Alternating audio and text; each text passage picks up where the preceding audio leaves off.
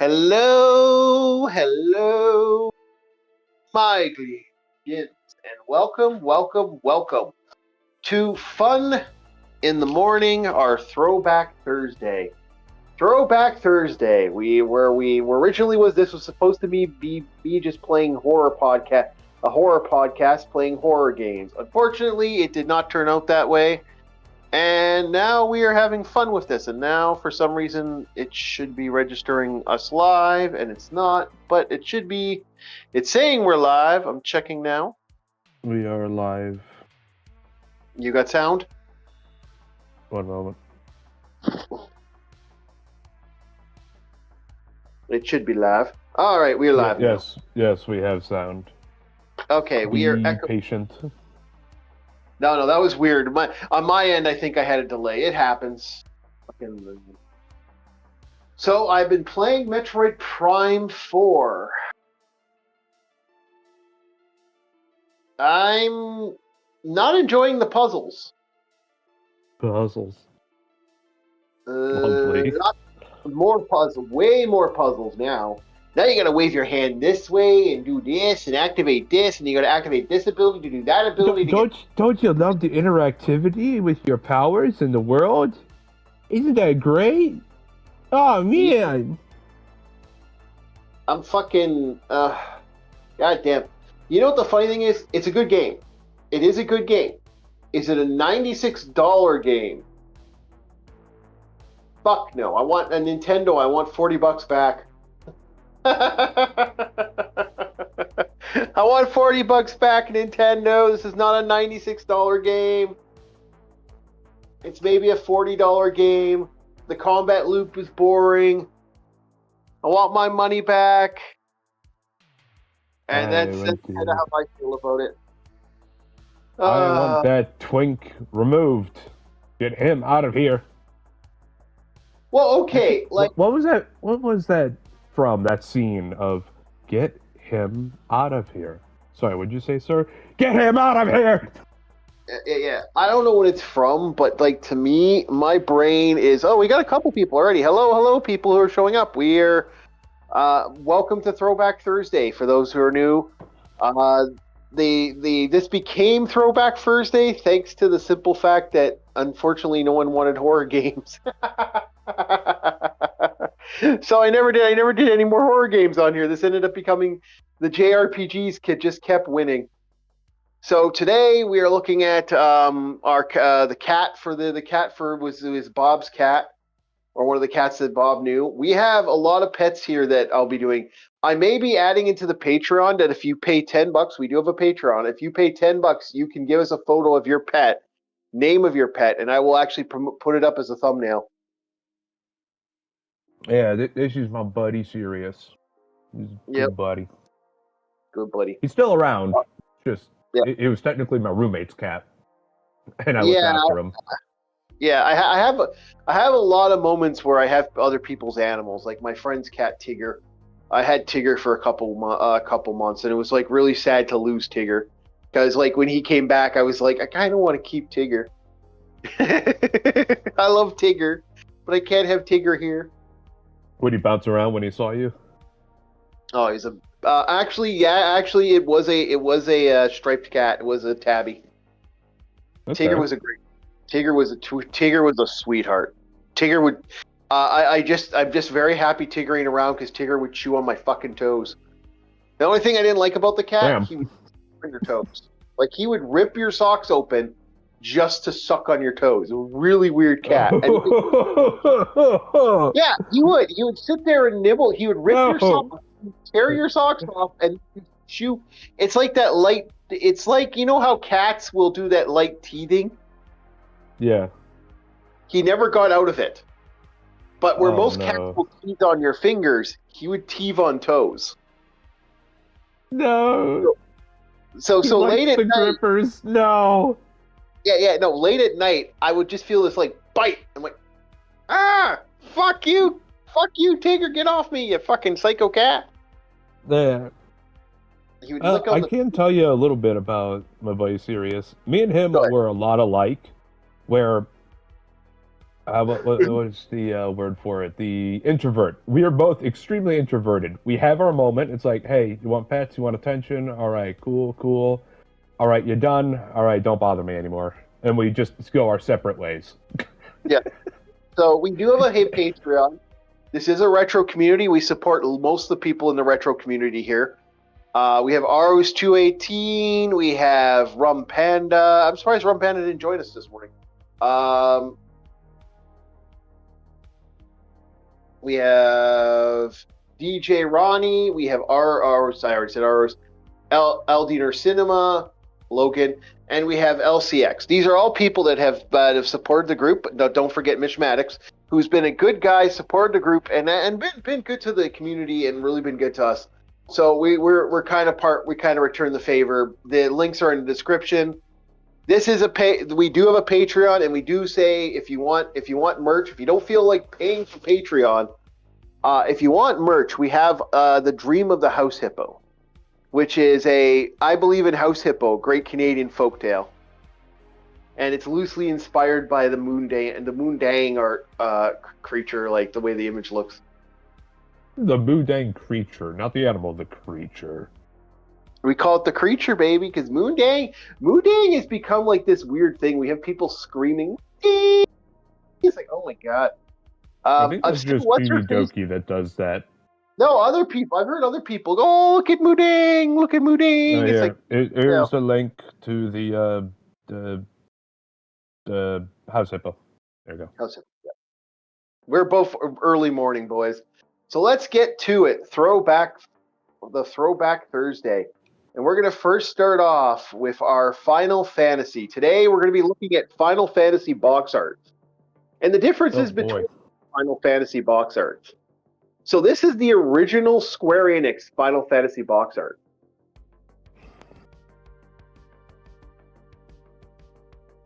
Let Bob kind of catch up on it.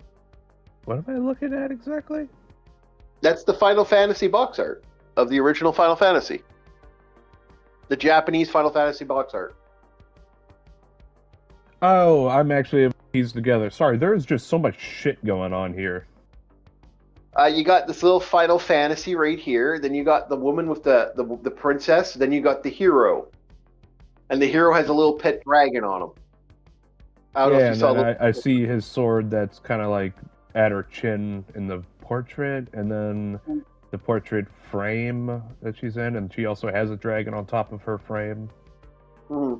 Yeah, sorry, there's just so much going on here. That's why I was like, what am I looking at?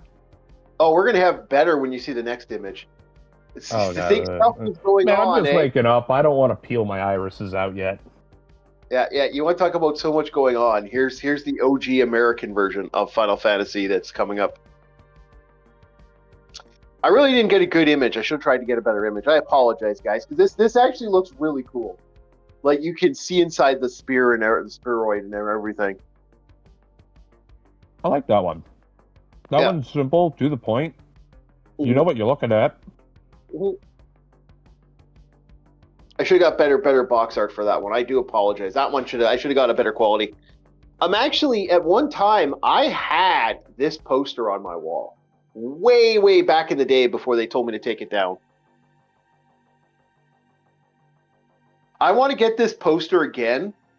But I want to make the sword, the axe, and the iris around the orb glow in the dark, and then I want like parts of the trees in here to glow in the dark.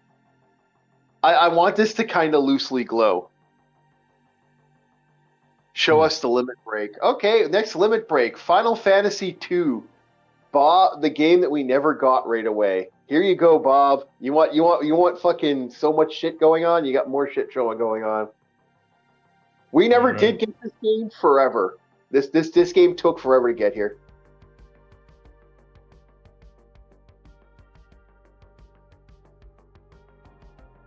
No, this one I could actually tell what the hell I'm looking at.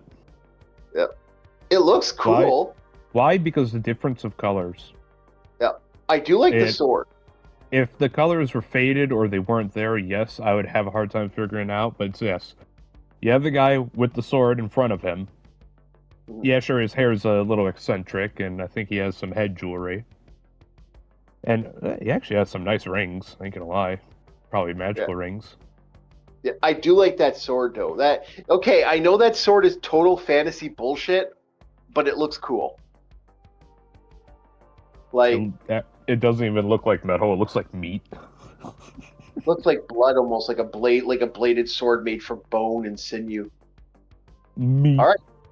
Now Meat Final sword. Fantasy 3, another game that did not get But here for a another thing long. I want to say about that, real quick. Notice how none of the colors clash. Like with the first guy's armor, it was a bunch of yellows, reds, and purples. Mhm. And there was no way for me to tell a difference between his arm and his torso at an immediate glance. I had to like stare at the image. Yeah. For that guy, Like it was like, okay, red sword, tan skin, white outfit, orange hair with a little bit of streaks of white, and jewelry. Simple. yeah. The next game, Final Fantasy 3. Honestly, with the way the coloration is, it reminds me of that artwork you'd see in the hospital. Yep. Yeah, I agree. It looks good, but I wouldn't want to put this on my wall. Oh, All yeah. right. Yeah. Okay. Now we're getting into Final Fantasy 4. I believe this is no, yeah, this is Final Fantasy 4, the OG Final Fantasy. This is how the original box art came for that one.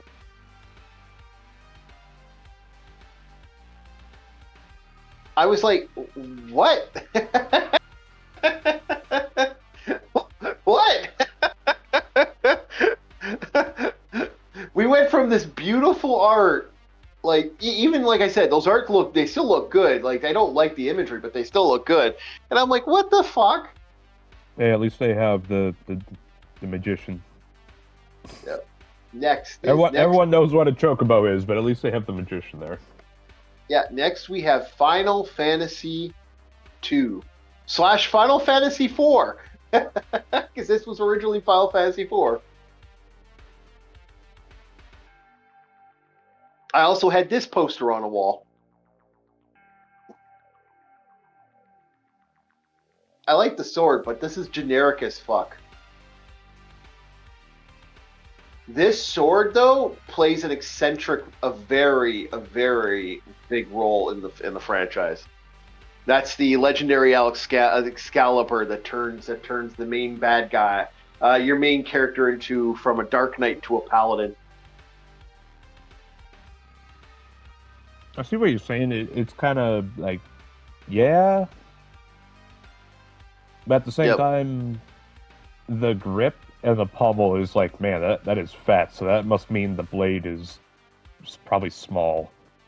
If you're Yep. assuming a human hand is supposed to one hand grip that. I think the next one is Game Boy Advance Final Fantasy 4. So this is Game Boy Advance Final Fantasy 4. I was actually going to keep doing Final Fantasy game art, but Jesus fuck, we'd be here all day. If I was to get do like all the box arts, we'd be here forever.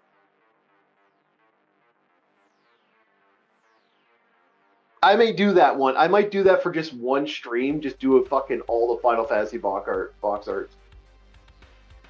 So you got yourself your maiden here. You got yourself a Dark Knight wearing. You got yourself a dragoon wearing lipstick. The main character, the main hero's wearing lipstick. Everyone's wearing lipstick. Yeah, you got Griffith on the right over there. Yep. And man, those boobs are about to pop out. For some reason, this looks like a threesome that's about to happen. Yeah, I don't see what boobage is going to be popping out at all. I just say, okay. There is Look, no look, look. pressure there. There's boobage. Yeah, there's Okay, boobage, but it's not popping out. There's no pressure. so here's Japanese Final Fantasy 5, I believe.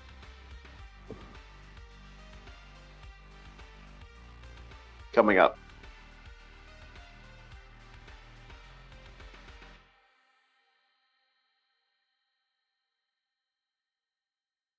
Okay, What? going back to the sprite art chibi style. Yep. All right. So we're going to go to okay. Now we're going to the That Final original. Fantasy V bothers me. It's like a conflict of interest. Yeah, You have the really cool title, and then you have these little gremlins. Yeah, then you got Final Fantasy V, the original box art for the Super Nintendo. Jump scare there. There we go. Chocobo jump scare. No, you want to know what jumped me? Is like it just all of a sudden the way it just the box art shrank. I don't know why it does that with the aspect ratios sometimes. Like I look for proper aspect ratios and it still does this. So it's like ah. All right, and then we got the Game Boy Advanced Final Fantasy. Final Fantasy V.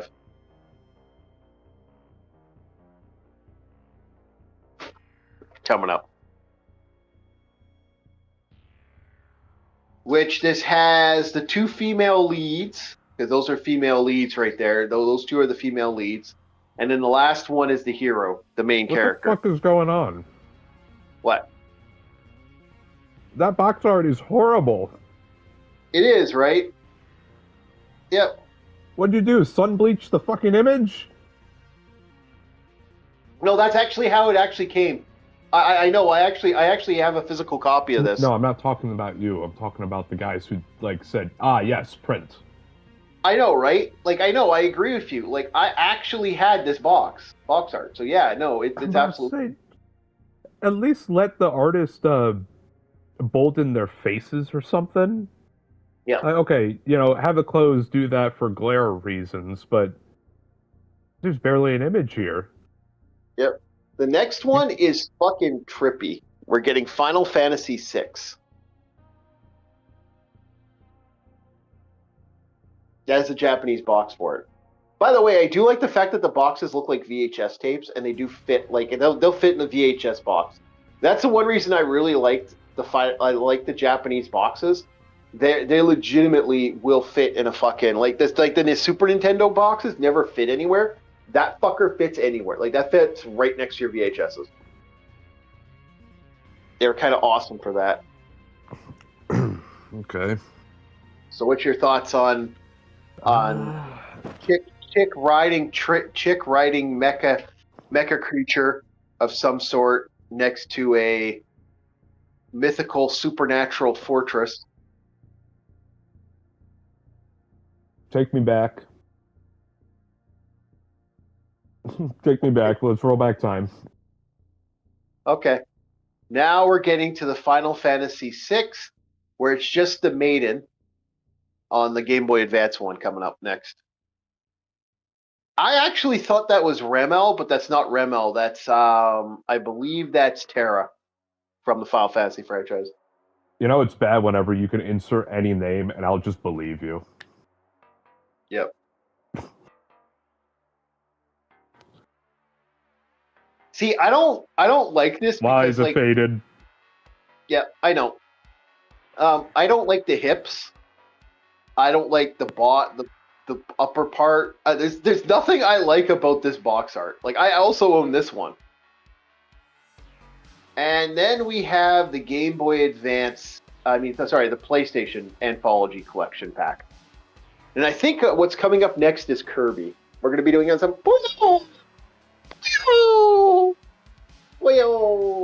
Kirby.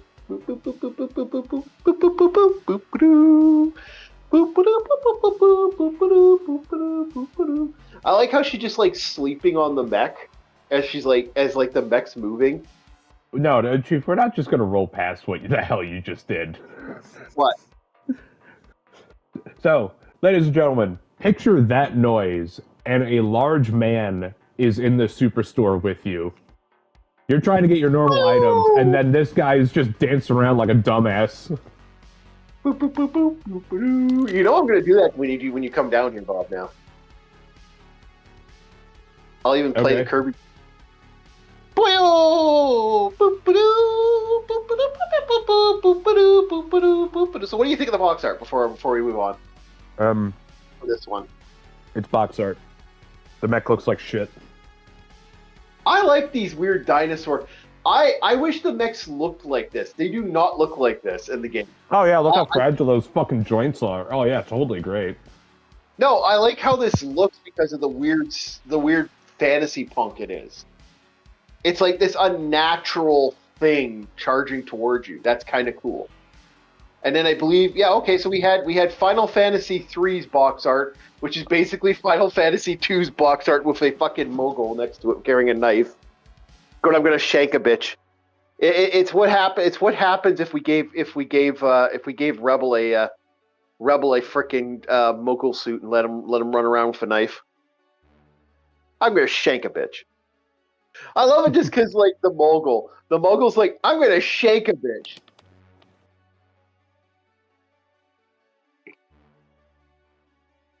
On a scale of 1 to 10, how puntable are moguls? How puntable are moguls? Yeah.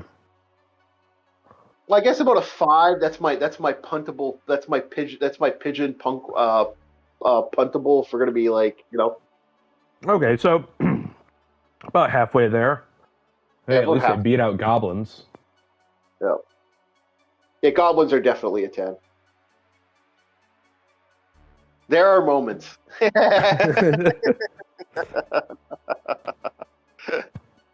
I'm not a Tonberry. All right, so Man. now we're at Kirby. Boop-a-doo, boop-a-doo, boop-a-doo, boop-a-doo. Boy, oh boy! Wick-a-goy. Cease.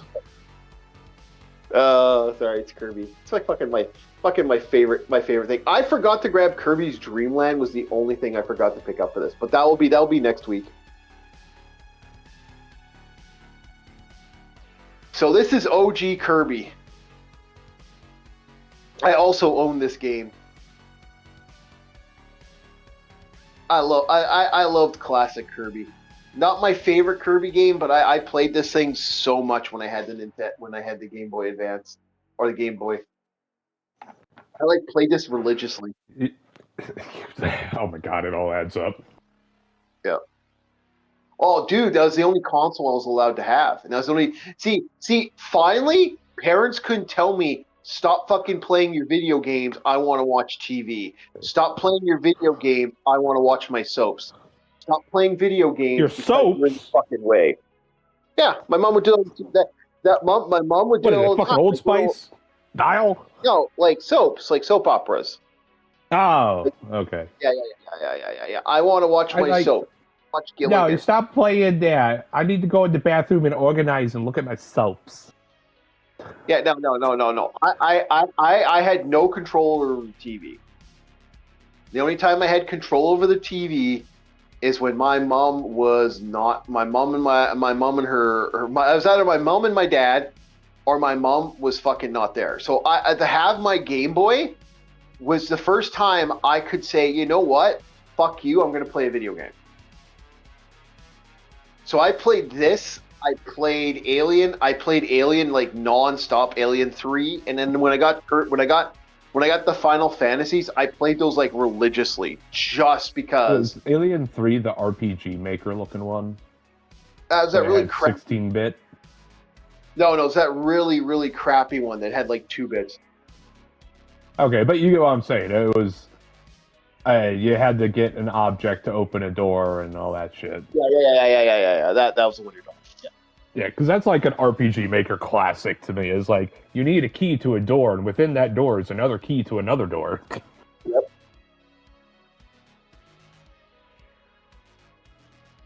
Yeah, exactly. No, it drove me nuts. Like I'm so happy. Like this was a game. This was my first game I ever got. It was this. Then I got my hands on Mega Man. Then I got my hands on like Legend of Zelda, which I. But is it just the power to have something to basically say I don't have to listen to you, mom, anymore. Fuck you. I have my freedom. That's what I like. That so this is nostalgia right here. Now let's move on to the next one. This is the Japanese version.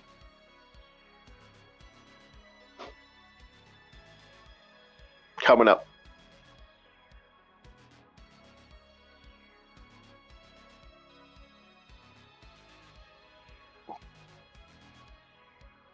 So yeah, that is the Japanese version, Bob. Your thoughts? I like the Japanese one a little better. Because the other one made him look like a Boo from Mario.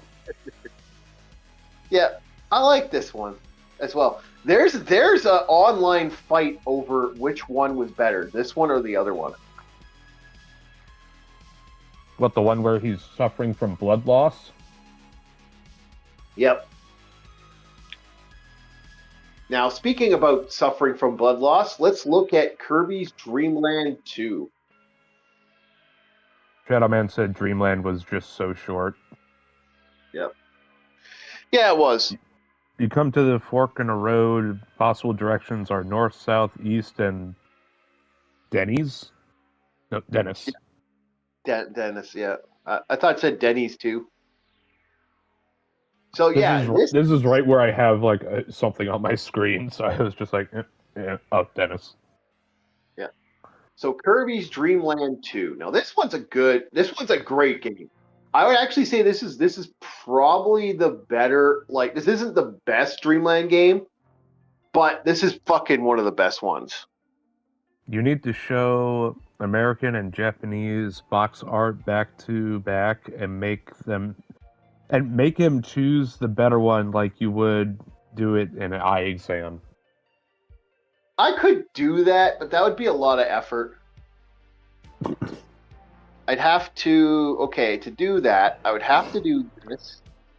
Then I would have to open up, I'd have to open up multiple box arts to do that. I could do it, actually. That's not hard. But, like we could do it like actual eye exam. I was gonna say, do you have a collage? I do have a collage, yes. 1 or 2. 1, 2, 1, 2. Also, don't forget, I'm on the same delay as you guys because I watched this through the service itself, YouTube. Yeah, yeah. But that's my an eye exam. 2 or 3. There's a reason this man would never become a doctor. He is too impatient with people. Yeah. Yeah, exactly. Okay, so Kirby's Come on, Dream Land. Which one? Up or down? Which way? Kirby's Dream Land 2. What's your thoughts on the box art for this one? Do you like this one? You know, I will take that chipmunk that looks like he has seen hell on earth over Yoshi looking at Mario with sultry eyes. Okay. And then we got Kirby, we got the box art for the Japanese version, which is pretty much the same. No, I'm out of water. Oh well.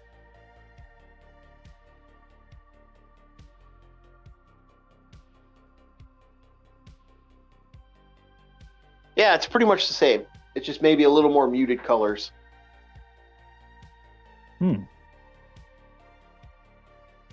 Okay, yeah, I see what you're saying. Yeah. It's still pretty good.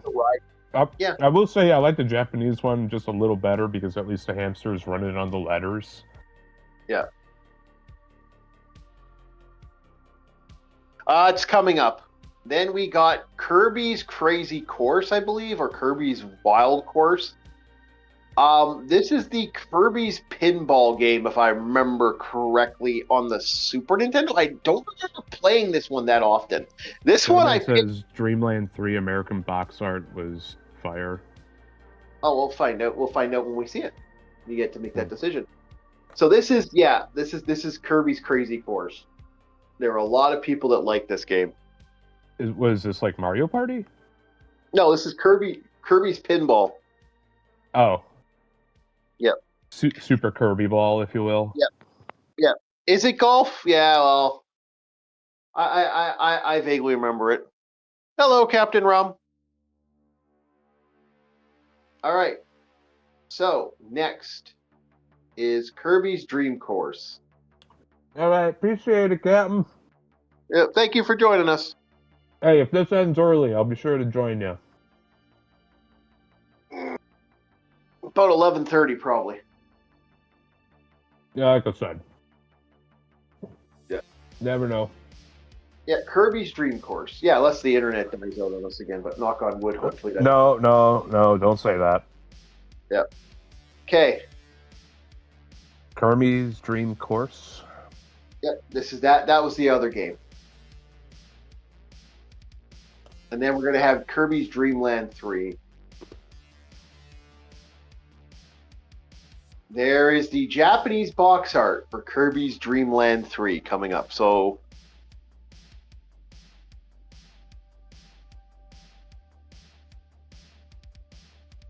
White and there you go.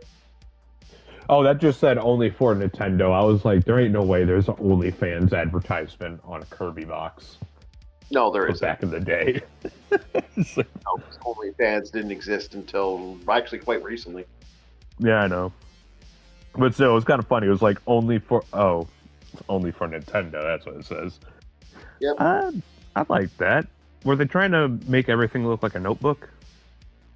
Kinda, yes. Okay. It's kind of the art style of Kirby's Dream Land 3.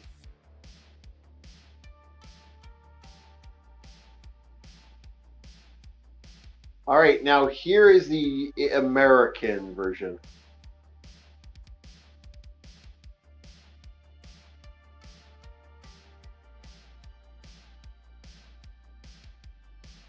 Shadow Man's getting very competitive. Yeah, I know. He wants to fight you in Kirby. Kirby Dream Land 3 for America? Yep. Only fans Nintendo? Oh, wait, shit, no. Only for Nintendo. Gotcha. Yep. See, that hamster, every depiction of that hamster, he has seen hell. He has become witness. Yeah, and the cat's there with the little tree guy. Oh, yeah, the Kirby, was it Old Oakley? Yep. And then we got one more Kirby thing, which is the Kirby Adventure. I see why he says the America one's kind of peak. It's like, yeah, I could see it. Because it's not just Kirby and that little rock dude there. It's all the other little guys. Yep. So next is Kirby's Adventure, a.k.a. Kirby's Nightmare. Huh. I saw that for a split second. He was eating reality. Yeah, we got another one too. So what's your thoughts though on this box art? You like it? Makes him look like a pastry, I'm not gonna lie. This looks like a box of donuts. Yep. Alright. 3, 2, 1. Kirby's Adventure. He's eating reality.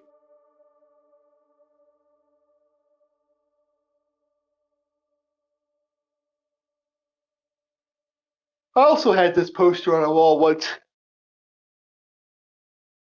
There was a time I had so many that's one hell of a delay because it just showed up now. Mm-hmm. That was like a whole fucking minute. Yep. But yes. Oh God. No. Sorry, I thought my acting chops would be a little better than that. I'm eating Triscuits this morning. Yep. So what's your thoughts on Kirby's Adventure? Were they trying to make a horror game? That's apparently there's been a legend that actually there's been a rumor going around that that's actually what Kirby is a horror game. Okay, because I mean, look how I understand it's supposed to be lighting, but look how pale they made him in the lighting. Yep. He's sucking up reality, like he's eating the void of existence. Like nothing can stop Kirby's appetite. Like the whole game is about Kirby basically fucking with King Dedede, trying to stop this evil from conquering Dreamland. And Kirby's just fucking it up because he's looking for a meal. Yeah, no, good box art, bad box art. I like Kirby's Adventure more. I think my favorite one has to be the pastry box. I like that one. You like the pastry box? Yeah. Yeah, it's like a box of Kirby style donuts or some shit.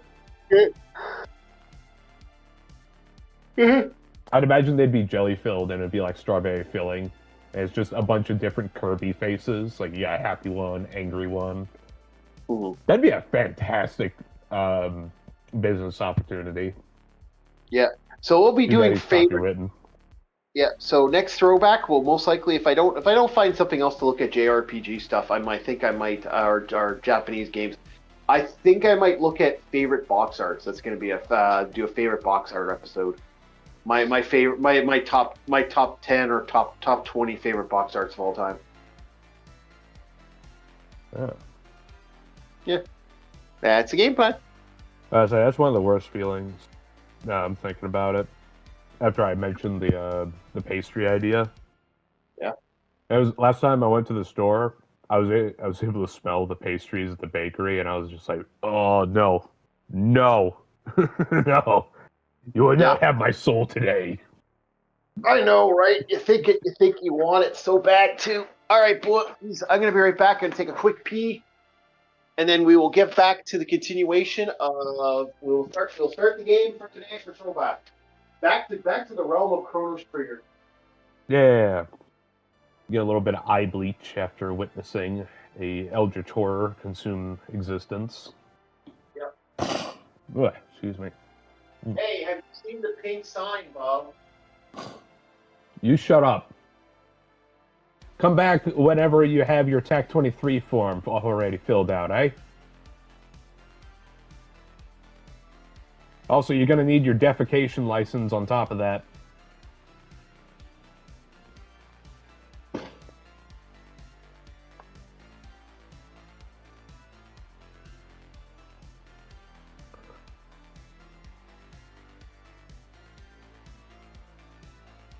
Probably the most British thing I've said in a while. Oh, yeah, yeah, you got a license for that? You got a license to take a poo in the loo?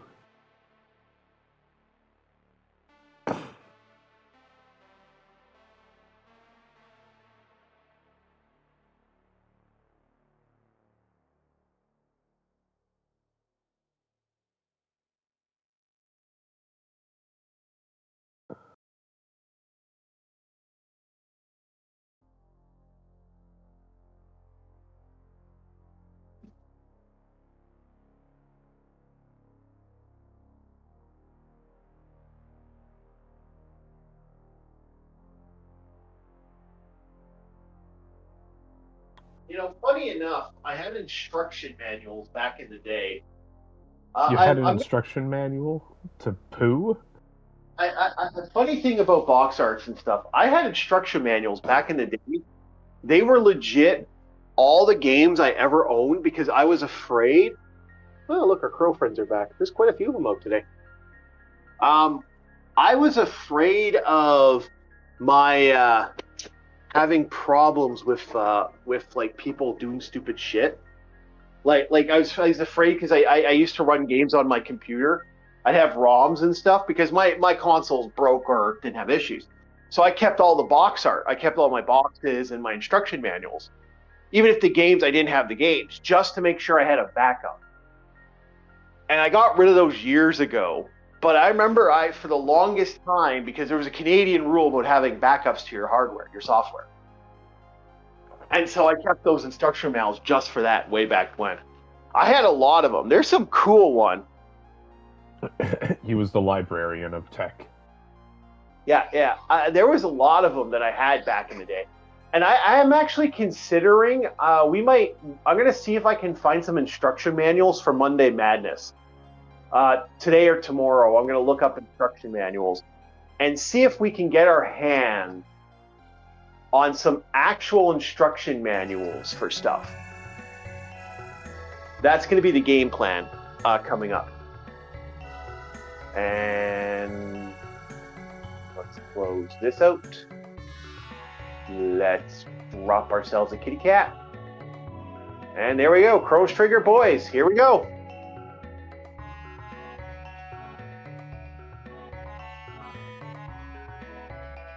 So Yeah, that was. No, Shadow Man. I will not give him a potty training manual. Uh-huh. I don't want to do that. Yeah. I'll give him the little plastic bowl for training. Uh-huh. So, yeah, so the game plan, the game plan's going to be, I'm going to keep Isla in the group. But I'm thinking I'm going to get, no, actually, no, right party. They're all the right levels.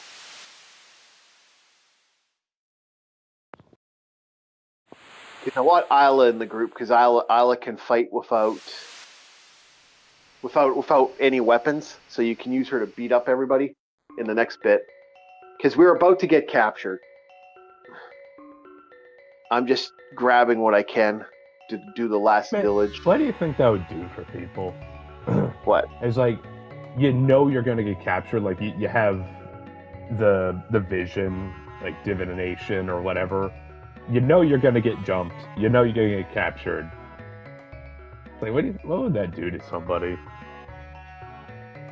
Well, we have a first-hand experience when we watched a kid jump from a bridge in a police video not too long ago.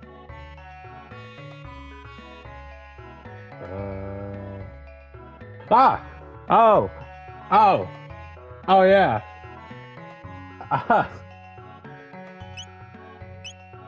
Not fucking wrong, am I? The thing is, the action wasn't the disturbing part. It was how it was done. It was just so smooth. Yep. Like a practice movement. Like, yep, bye. Yep. So fucking casual, and I was like, what? It's when that. I guarantee you, when he was on the other side, his eyes lit up like. He hit that ground. He probably thought to himself, "I got away." Splat. Yep.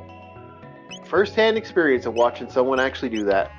So we know exactly what goes through someone's head when they do stuff. We have actual evidence. Is the thing, Chief. Yeah. The police are not bandits. They're not goons. All right? Mm-hmm. I assume the guys you're about to be captured by are like forest bandits or whatever area you're in. Uh-huh.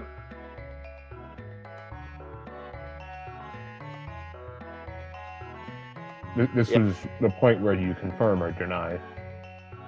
No. I was just that has nothing to do with that. You'll find out in a second. But no, like I was saying, this like I said, we have first-hand experience of what that looks like. The kid knew he was done.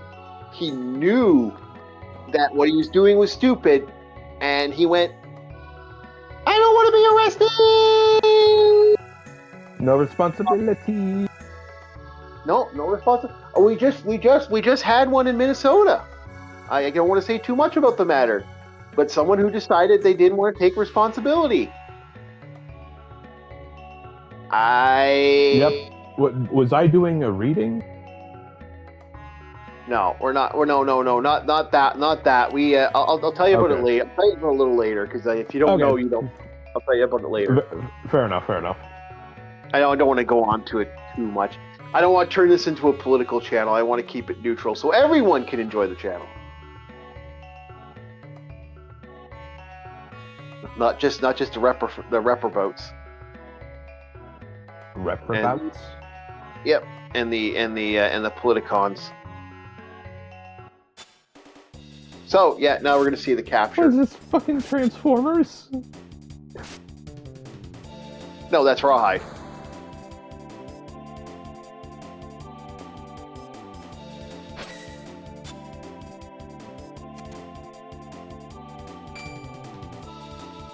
The reprobates and the politicons. Yeah. You want to that sounds like a fucking Reddit plot. I ain't gonna lie. It's not a Reddit plot, but it is our own fun. That is a Reddit fandom. Yep.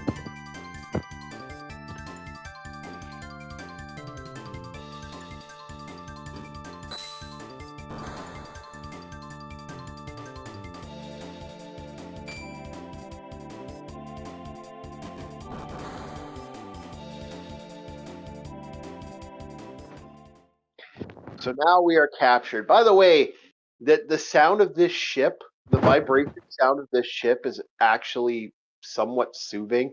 So I'm kind of happy I don't have that sound right now because I wouldn't be able to play this. I'm really tired right now. I don't want to go back to bed. But like this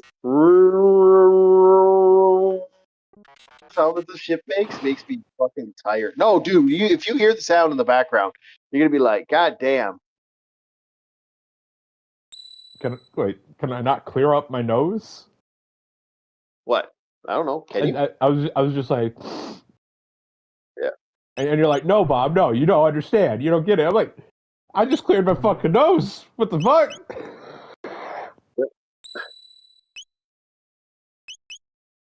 No, when you hear this sound, Bob, when you hear the vibration, like sound, it's actually very relaxing. Good vibrations. Yeah.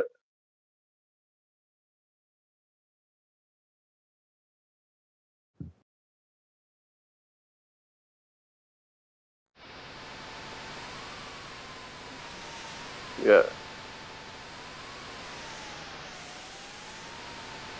I do love this game. Like now we're on the Blackbird, the giant super ship that the ancient people used to have.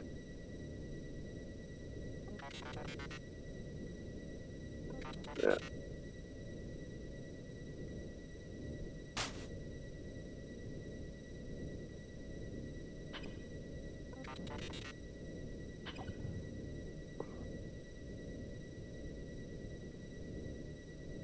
Yeah, that low hum that they made in this game really makes me like, oh, the energy from this really, really kind of pushes me up.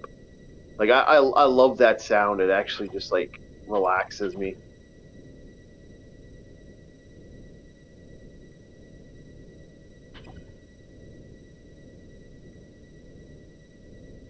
That's why I'm happy I can't hear it right now. That's what you're saying to an Yeah. extent. Yep. That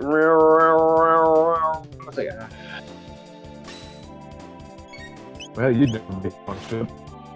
yeah.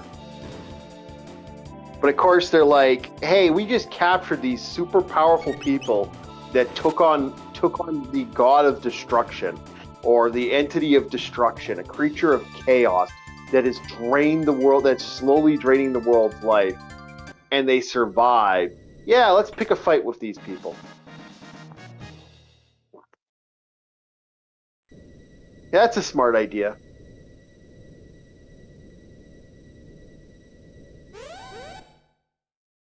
But this is where we get the fun of playing this game, where we get all the different, like, we have to go claim all of our equipment back and get all our gear so we can continue the adventure. Mind you, we have a warp stone, so even though all our characters can't fight, we don't have our gear back.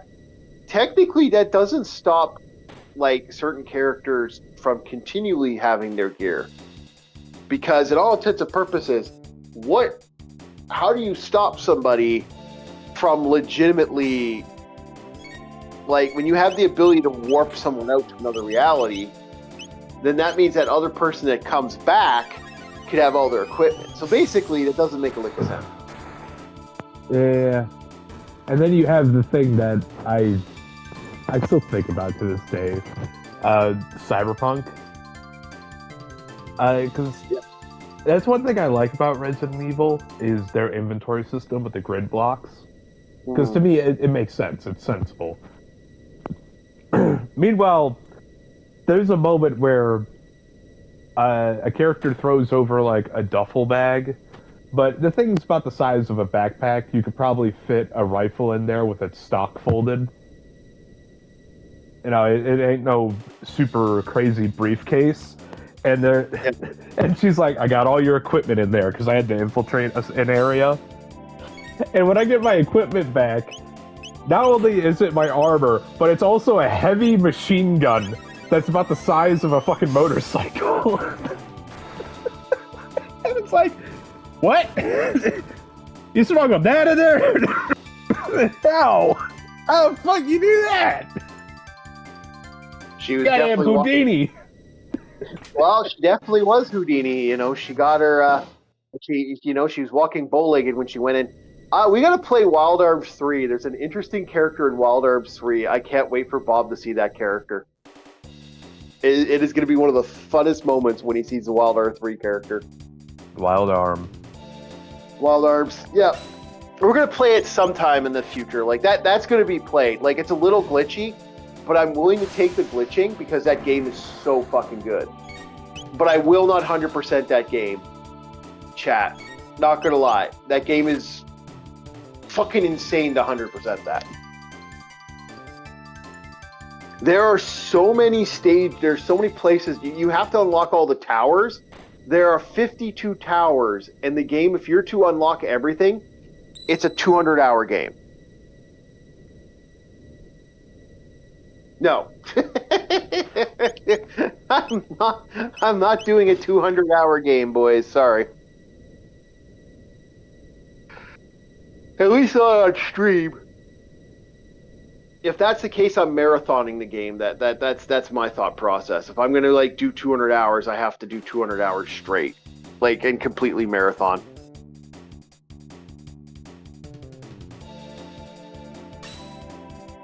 Don't know if Bob agrees with me, but yeah, that's kind of how I look at it. You were saying something? I said that Wild Arms 3 to 100% it is a 200-hour game. Oh, okay. Yeah, and if I was going to do a 200-hour game... Is it a JRPG? Oh, it's a massive JRPG. It's a really good game, though. Yeah. So, the only thing... And you said there's a moment I'll like in it? Or a character? Oh, you'll love... There's lots of characters you'll like it. It's a cowboy...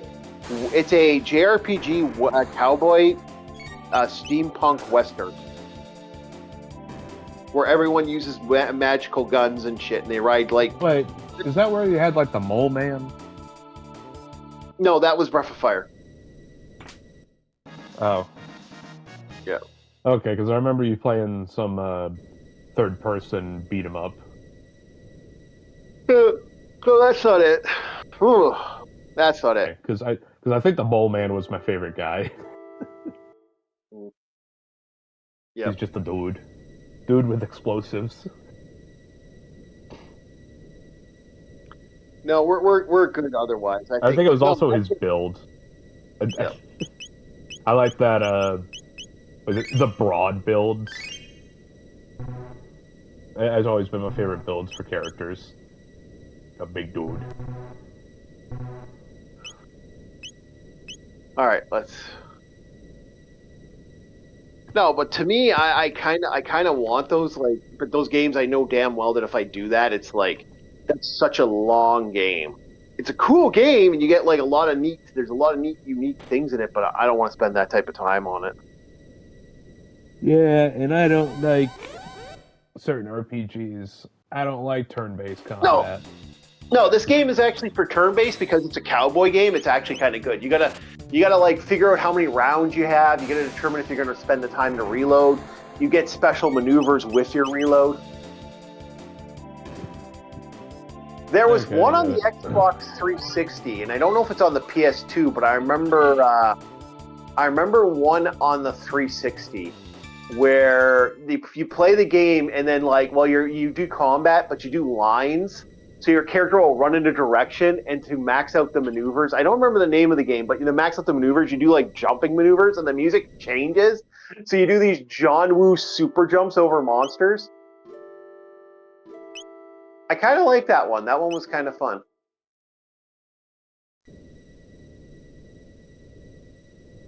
So what do you think, Bob?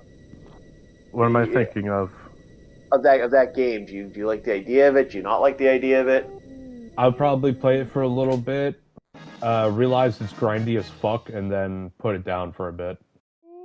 I may come back to it, I may not. Okay. I despise grind that is just endless. That's why I also didn't like Final Fantasy, because that shit was rough. Okay.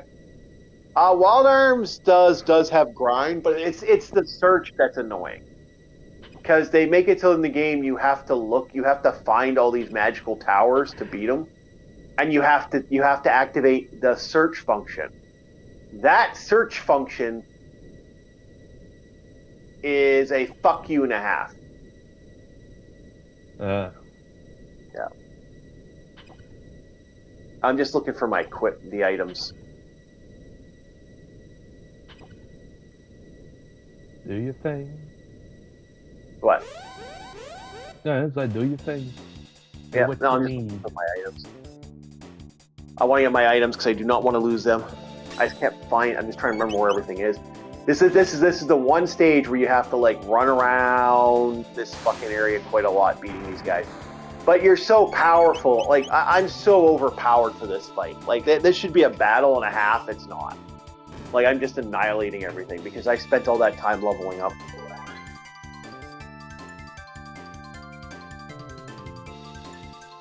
Yeah. I'm watching the time here.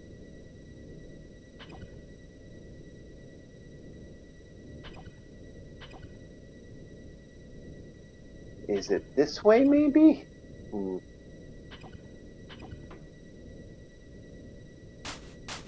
Nope, that is not it. So we are just now looking for our items. Once we have our items, we can continue on. It's just a matter of finding the items. Okay, so it's not this door, right? Nope, got that. Not down here. We got these. We went in here, right? Yep.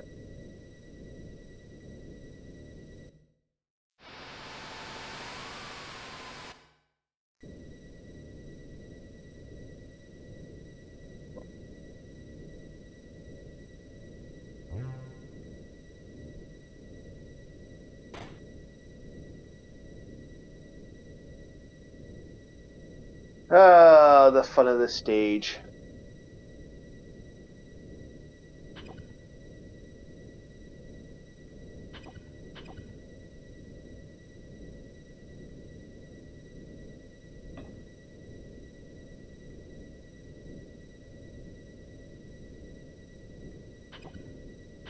I think it's over here, maybe?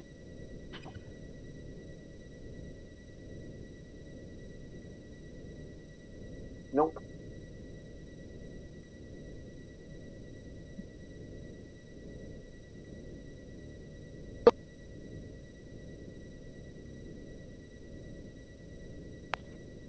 You there?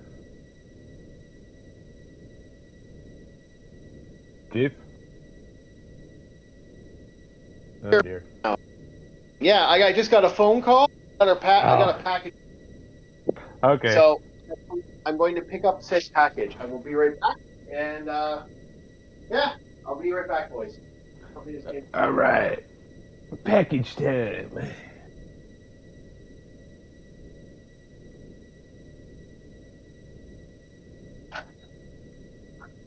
Ugh.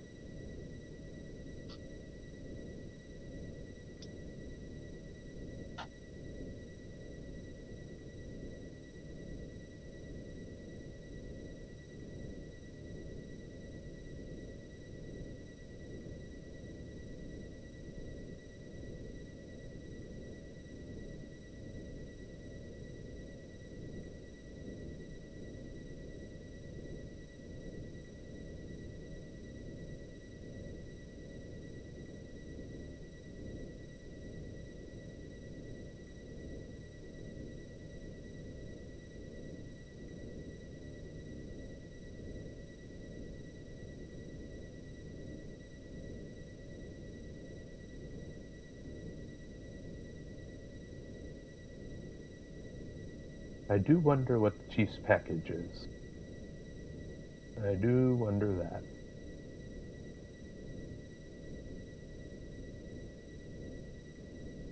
The fun of having the fun of not wanting to spend $40 on a buzzer.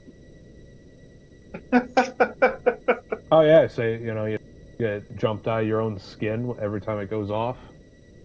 No, see, no, the problem is we used to have it that our buzzers were connected to our home phones because they made a special deal with the local place. Instead of having a buzzer connection, they had a buzzer phone. I'm gonna quickly get my hands a quick rinse while we're talking about this. But yeah, Okay. it was it's like this quick stuff there. Wash my hands to that. There's some weird dust residue on that box. It's been in the warehouse a while. I think, yeah, or either it fell out. As long as I don't start coughing feverly, then we know it's okay. Yeah. Anyway, back to the Want to do scenario. an unboxing video? An unboxing video where I bought a giant jar of Buckley's. What is a Buckley? Buckley's cough syrup. Okay. Yeah, it's cheaper to buy it. Like if I buy it in town, it costs me more money to buy less. So if I was to buy 2 vials of what I just bought, Yeah, because there's the store tax because it's a service. So all basically it's cheaper to buy it online for the big bottle I just bought. Which that shit lasts forever. Like I still have half a jar left. Or sorry, I have a quarter jar left, but I'm not gonna risk. So Buckley's is like honey; it never expires. Well, yeah, because it's a heavy cough medicine, man. But no, I just like I said, I feel like that just annoyed me because I was back in the day. It was like, ugh. No, it just kind of annoys. I hate to say it in town, thanks to the shopping, thanks to like things being the way it is and how pricey stuff is. And and one of our local friends there, Pigeon, can agree. It's gotten so pricey, it's not worth buying in town if you don't have to. Like unless there's points or other stuff, it's just not worth it. Like if I want to get a nice set of clothes for under $40, I can buy it. I can buy it online. I don't need to buy it in town. Yeah. Make sure to drop off some bird seed for your local pigeons. Yep. And maybe a dog treat or two. He's still salty about that. That's a great joke. He said it was a great joke. He enjoyed the joke, but he's still salty about that a little bit. He still brings it up. Oh, shit.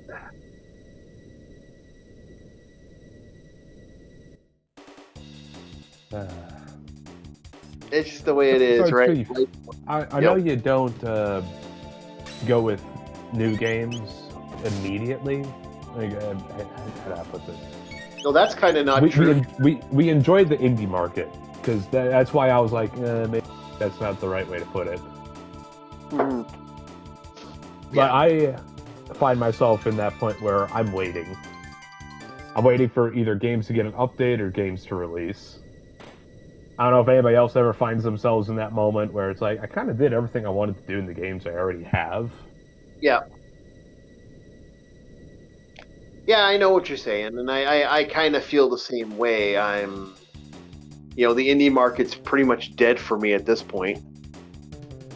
I mean, not the indie market, the game market, because like the indie market. Well, after the Game Awards showed us what the indie market is, yeah, I guess you could say that.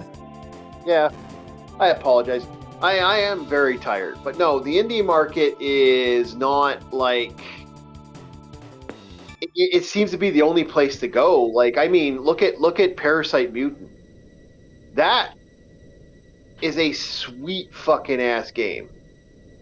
I like the Resident Evil vibes of it. Yeah, exactly. Yeah. But just because I like something doesn't mean it would be like my cup of tea. I know other people would love this game. I know you like it, Oh yeah, exactly. but I'm But more it of has, an FPS kind of guy. yeah, Even if it's a melee combat FPS, like what was that one game where you play as a druid? It was yeah, kind of like a new take on Messiah or Heroes of Might and Magic: Dark Messiah, yeah, where you have a little rat that is your effective Cortana. He's your companion, and he is such a little bastard. yeah. It's like that game. It tickles my fancy. Yeah. But that to me is, like I said, this is why I've said time and time again. It's like we have no interest in playing these new games, and that's a sad sign. That the other than like unless you're like Starfleet. Happy New Year, Nightwolf. There it is. Unless you're like Shadow or other people we have that we know who are into the certain games, we're not buying AAA titles. Oh, yeah, absolutely not. Because Yeah, what do you get? You have either the same fucking sports game, but a new year with like not even barely a new paint job for the fucking thing. And they then fucking you have. Yeah. Oh, go ahead. Yeah, and they fucking know it. And then they fucking the thing is, they do. Welcome to the chat, by the way. Welcome to child gambling because it's fucking Peggy 3 rating. Yeah, exactly. It's bullshit. It's absolute bullshit, and we all know it's bullshit. And that's what's pissing a lot of fans off. This is why people are done. This is why people are fed up with it, with like AAA titles. Like, look, and the sad thing is, we just learned from Expedition 33. We now damn well know for a fact that they also realized we fucking screwed the pooch. Because what the fuck did they do? What the fuck did they legit do there? They made it a point to actively like go, okay, I want this, and this. I'm like, wait a tick. This Indie developers don't have that option. Yeah, like they like threw saying, a lot of... hey, I grew up as a poor kid from the Bronx.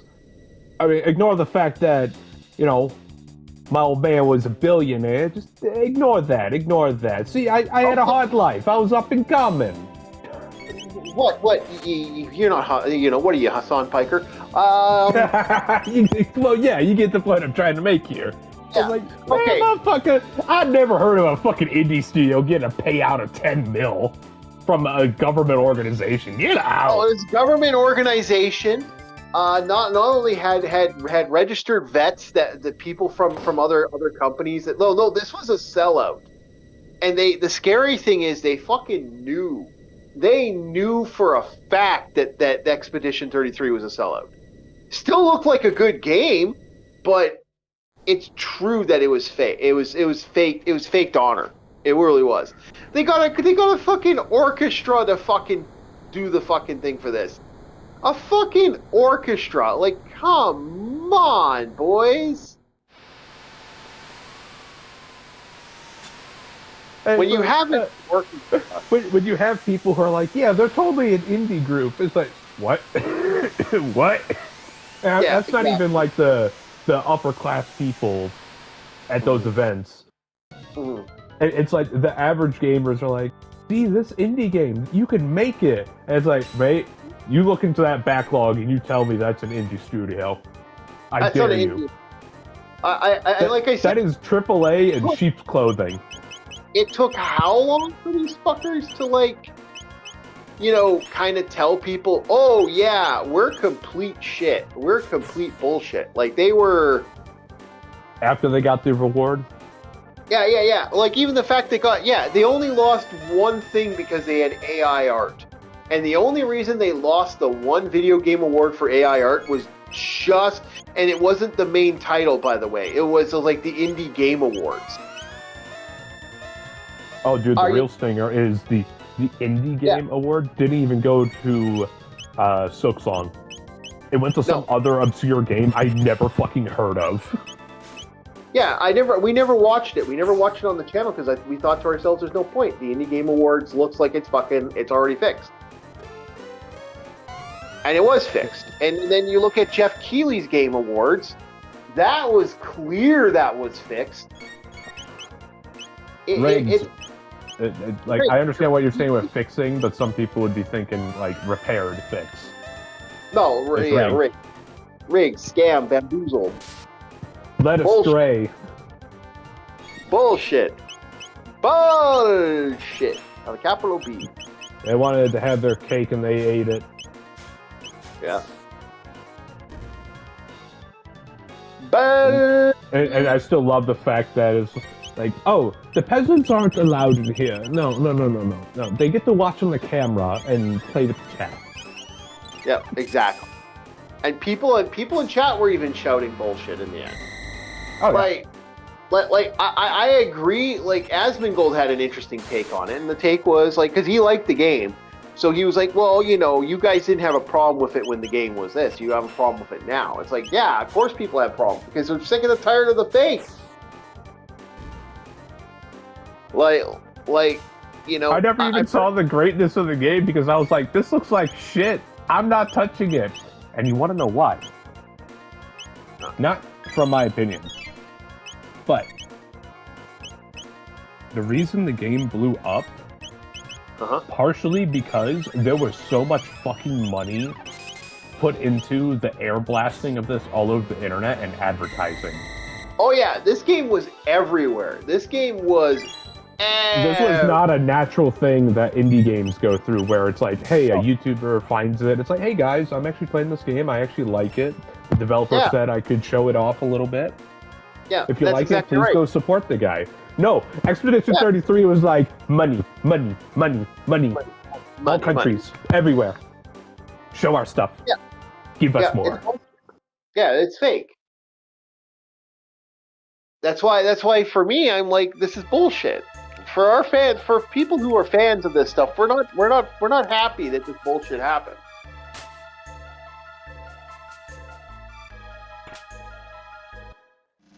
Thing was a goddamn Trojan horse. People fell for it. I don't know how. Yep. You can tell the thing's made of wood. No, well, Trojan horse. That's exactly what it was. Now, I'm not, like I said, again, Expedition 33 looks like a good game. Like, I've heard a lot of people say the game's fun. But for me, I think, like I said, once you realize what it is, it's a laughable joke. I think I saw a guy playing it once. Like, he shared his gameplay. It was just one of the chats I was in at one time, and I was like, wow, this looks boring as fuck. I look at it like this. Here's how I look at it. Expedition 33 is going to have people laugh about stuff. But I'm like, as far as I'm concerned, I know exactly what's going to happen with it. So, Expedition 34, 35, 36. No, we know what's going to... No, I think here's the problem. Can I be honest? That bullshit only works so much in a video game. That's the thing. Like a lot of people don't understand. People will inevitably not tolerate this shit too much.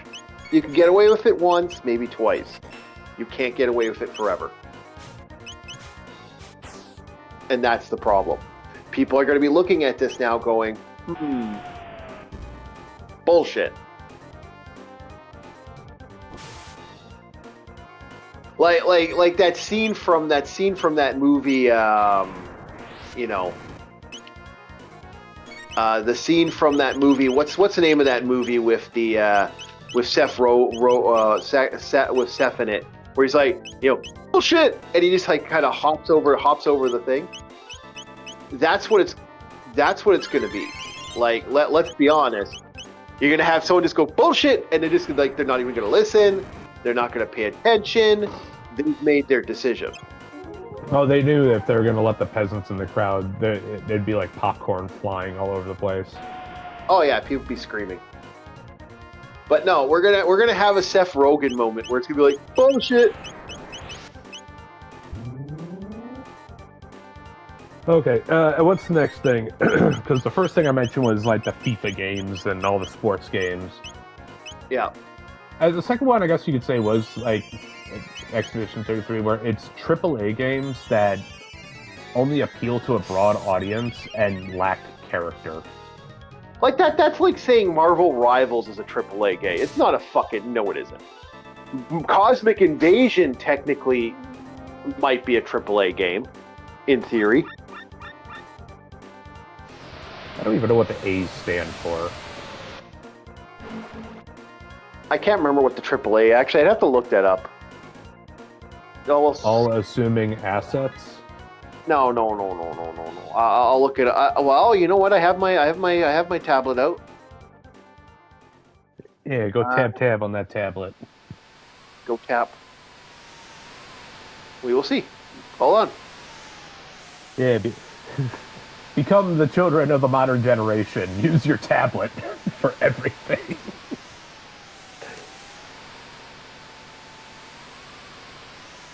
First thing that came up, what does 67 mean? It means nothing. Apparently it means something.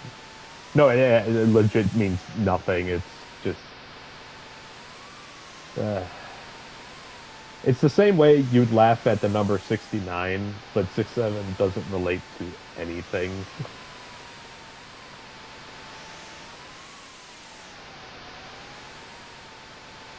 Okay, we will find out right now. Top tier high budget video games publishers criticize AAA or machine. It's an abnormal aerobic what?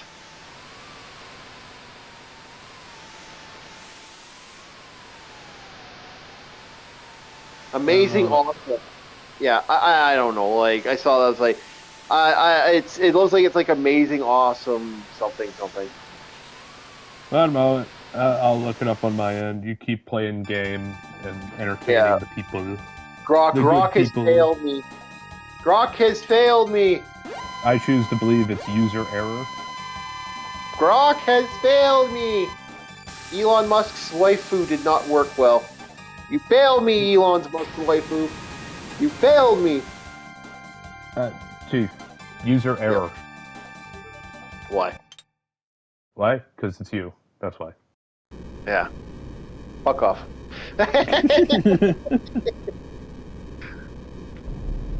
All right, so the super ship is gone.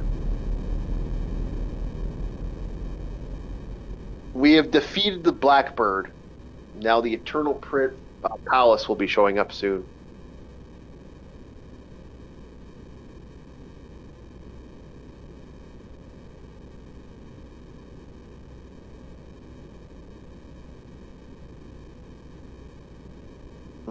Okay, the A in AAA doesn't stand for one single thing, but it signifies highest quality or tier in different contexts. Yep. Okay. So it just means high tier. Yeah, I guess you'd say it's the same grading system you have in Devil May Cry. Yeah. You have S, double S, and then smoking sexy style. Yep. Yeah, but that actually means something, smoking sexy style, you know? Triple S doesn't normally mean anything. The smoking sexy style is what Dante made it. Because it's Dante. Yes, but that's Dante. He actually added flavor to the flavor text. That's what works. Yeah. It's Dante. You let Dante be Dante. Okay, yeah, it's based upon budget, team size, and quality. Yep. Absolute excellence or awesomeness, excellences. I don't know. I like to call it absolute hats.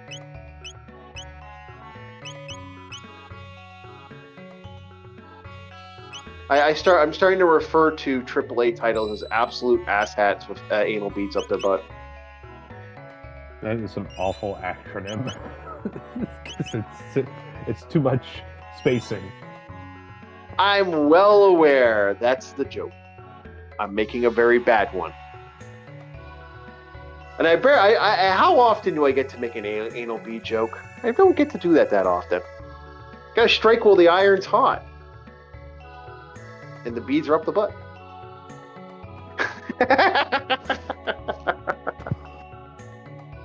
Yeah. Audacious, autocratic autists. Okay. I guess that's better. But there needs to be more acrorisms with the word with anal beads in them. Okay. I will die on this hill. No, I won't. But I'll still make a joke. As long as you don't sit on them. Woo! Yeah, don't want that on your butt. Just that. Exit only, boys. Exit only, boys. Exit only. Gotta be that exit only. Gotta be the exit only.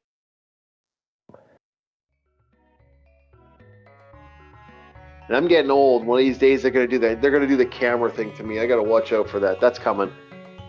They already messed me up with a tetanus shot. I got a tetanus shot here. Recently. Rectum?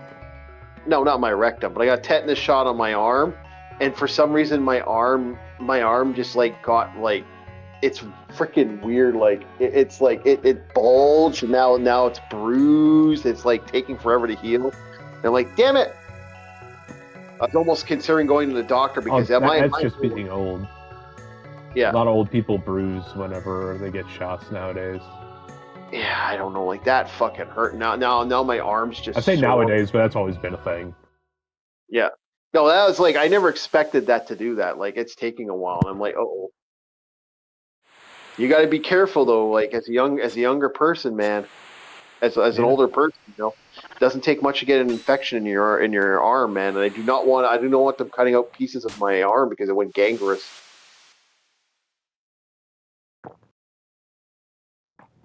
New fear unlocked. Well, I don't know if I'm going to get more. I'm not going to get any more tetanus shots for a while. I'll have them do it in another arm. I used to think tetanus shots because you know the concept of they give you a flu shot and it's supposed to be like a little smidgen of the flu so your body can fight it. When I was a kid, I used to think tetanus shots, they actually just put rust flakes in your arm. No, it's not that, but yeah. Because it was like, oh, it's supposed to be a small sample of what I'm fighting. Okay. Yeah. I remember the pin pricks on the back. I remember that from way back in the day. Pin pricks on the back. Isn't that a spine injury? No, they do have pin pricks on your back to determine. They use your back as a way to determine if you have allergies. And so they. That thing. Yeah. Yeah, I've never done that. I did that. Found out I'm technically allergic to cats, which I kind of grew out of it, and then I don't grow out of. It's weird. I will be fine with cats, and then one day my allergies will kick in. Yeah, I was kind of the same way. There were some days where it got so bad that I was like, I can't breathe. Ugh. Yeah. I loved cats, and they still have that moment. Every time I take a breath, it's like a sharp inhale. It's like, it's like I'm breathing in tear gas again.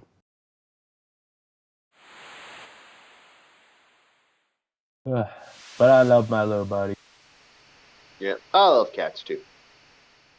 Mischievous. I love cats, dogs, and all other pets. Like I said, we might make it a Patreon thing. If you put $10 on, if you pay for the $10 Patreon, your animal will be on the thing. I'm not going to fight you, Megas. We want you. You can join us.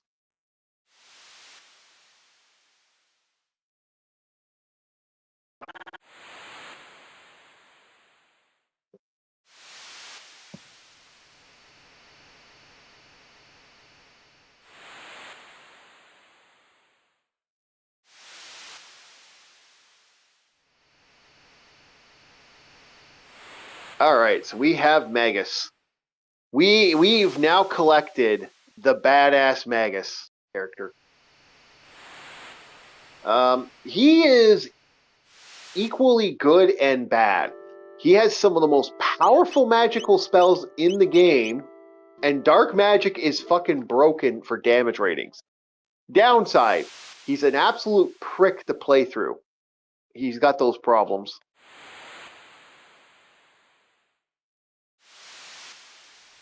But we're going to be doing a lot of unlocking now. This is when the game's pretty much like, okay, all right, you've played this for enough time. Open the world. Let the world see you. Do do do do do do do do do do do do do. And that's where we get the real powerful shit going on soon.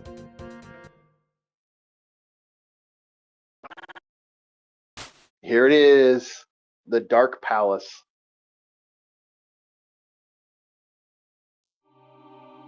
It's coming up, boys. One of the better ones out there. And I love this thing when it pops up eventually. So cool looking. And now I show you how to not just play this game, but to own this game. You will soon be the master. You will make this game your bitch. First, a lot of stupid shit to do. But we're very close to making this game our bitch.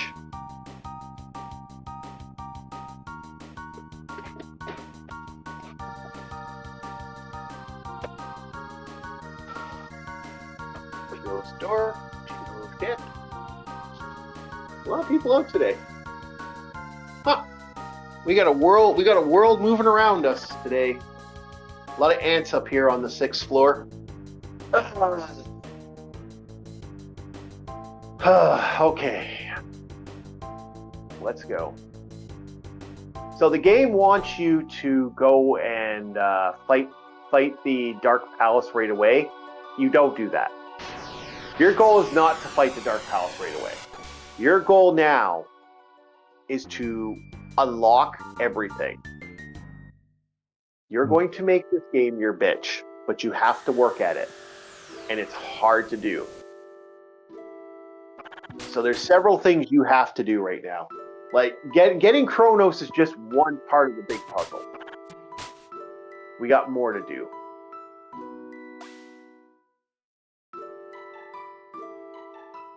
Getting Magus is going to be part of the puzzle too. We got lots to do.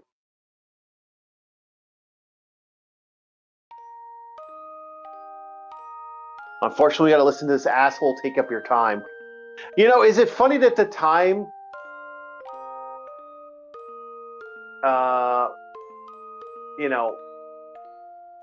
isn't it funny that the time guru, the guy who's the guru of time, is legitimately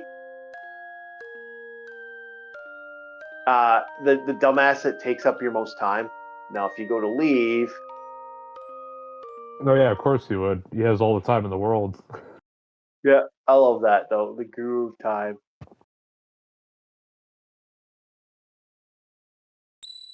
Now you have the time egg. This is Kronos' trigger. Kronos' trigger is an egg that basically is the aspect of existence.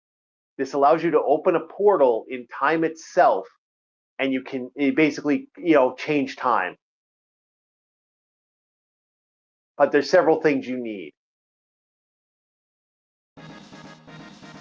Yeah, I got the trigger. That's what this game's named after. So, next step on the list, unfortunately. Yeah, this is good enough for now. There's lots to do, though. But getting Kronos back will be the top priority. But right now, first things first. Board the F up. We gotta board the ship, and we're gonna disembark. We'll probably never come back here, unless we absolutely have to, because we've unlocked everything. But our main goal right now is going to be, first off, I'm going to go to the future and do one future thing right away, right now. And that is hi-ho Ippa. Away! We're going to unlock the Death Mountain path. So Death Mountain path's ready to go. Okay, first things first. Unlock Death Mountain. Hi, Death Mountain. There we go.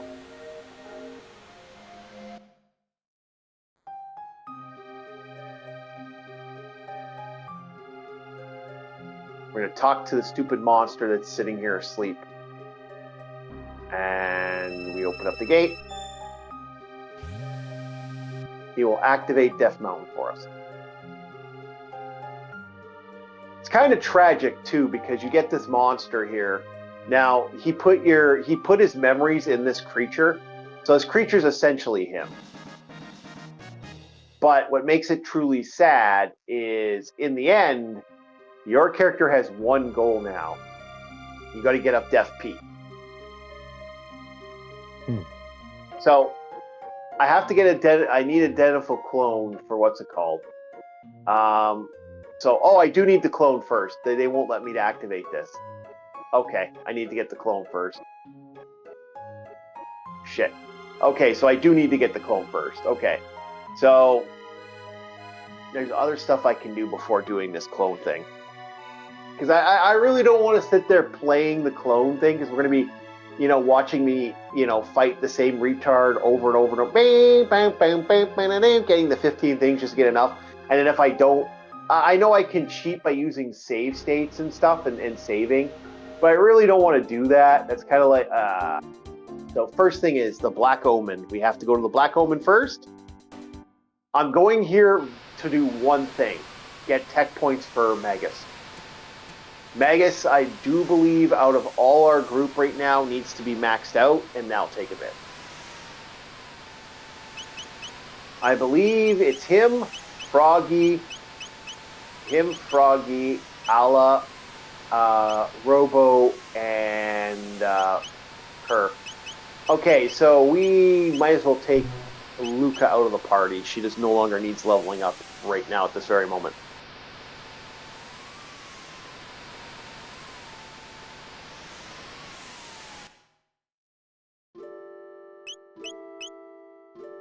I will put Isla in the party because Isla can be used up. We need Isla to do stuff, so there we go. Magus does not like to team up. He's like the edgy Vegeta.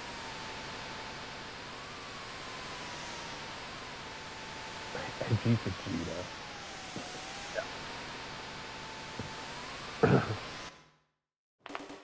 Like, I mean, it literally takes Bulma to tell him, if you don't do what I say, I'm going to make you.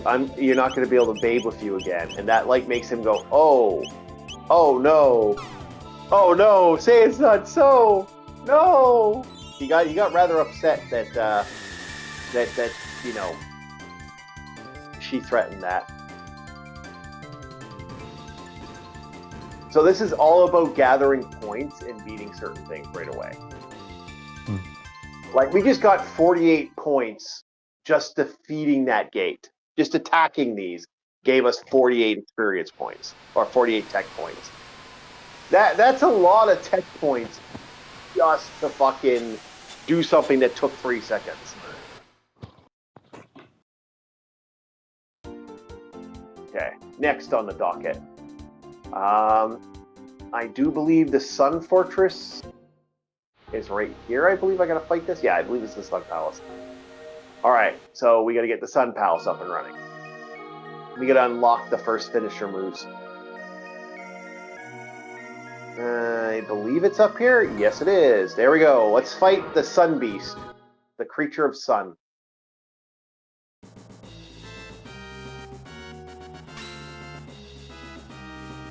The Son of Sun.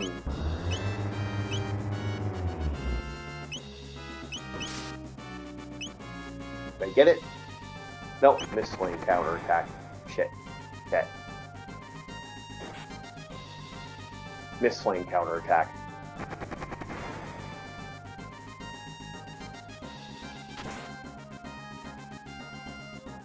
Mist Flame counterattack. Okay. We're having a bad run of it today. Boom.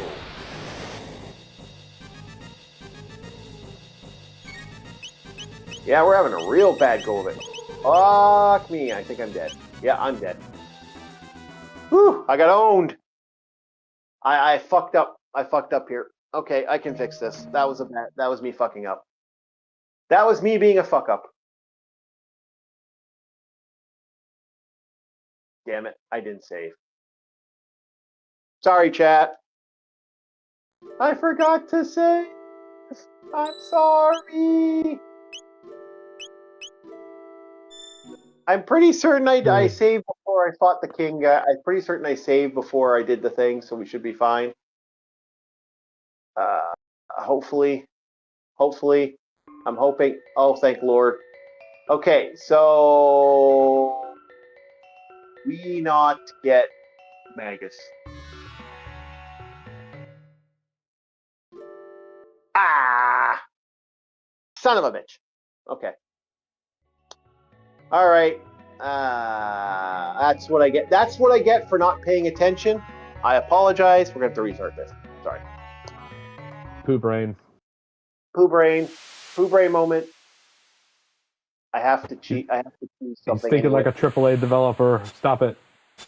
Yeah. No. You know what it is? I'm so used to games auto-saving. I run into that all the time. It's a dumb moment. I had a stupid moment.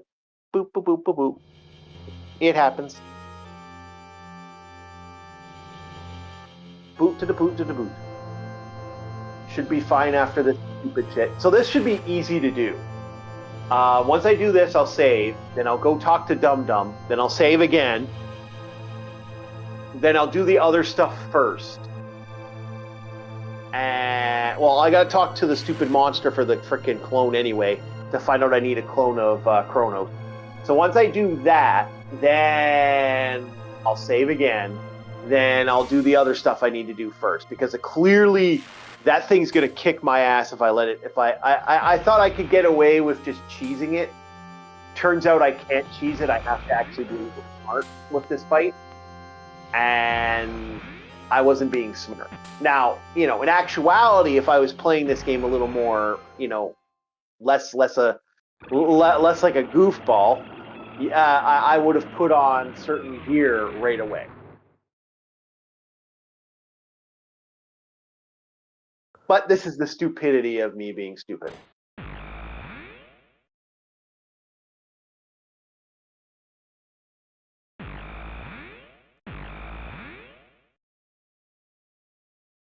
I mean, that's an interesting place for the guru of machinery to end up.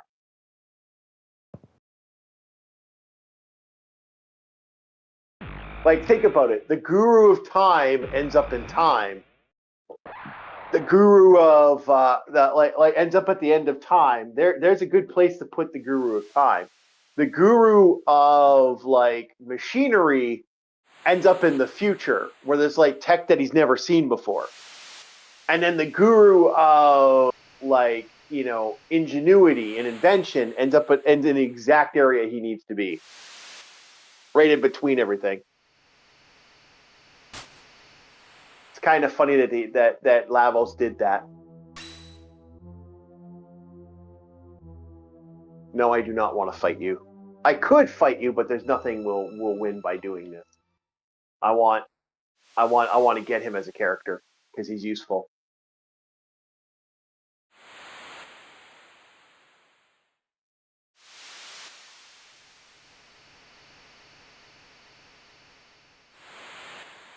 You do get to there was another Chrono Trigger game I vaguely remember. There also was a Breath of Fire game that we never did get.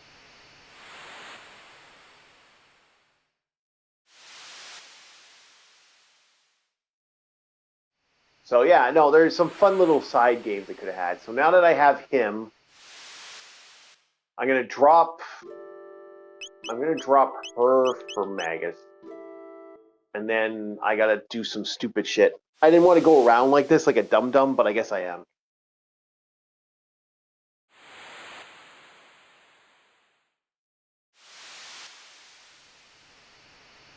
Okay, get in the spaceship. Well, save, get in the base spaceship. Get in the Ava, Shinji, get in the Ava.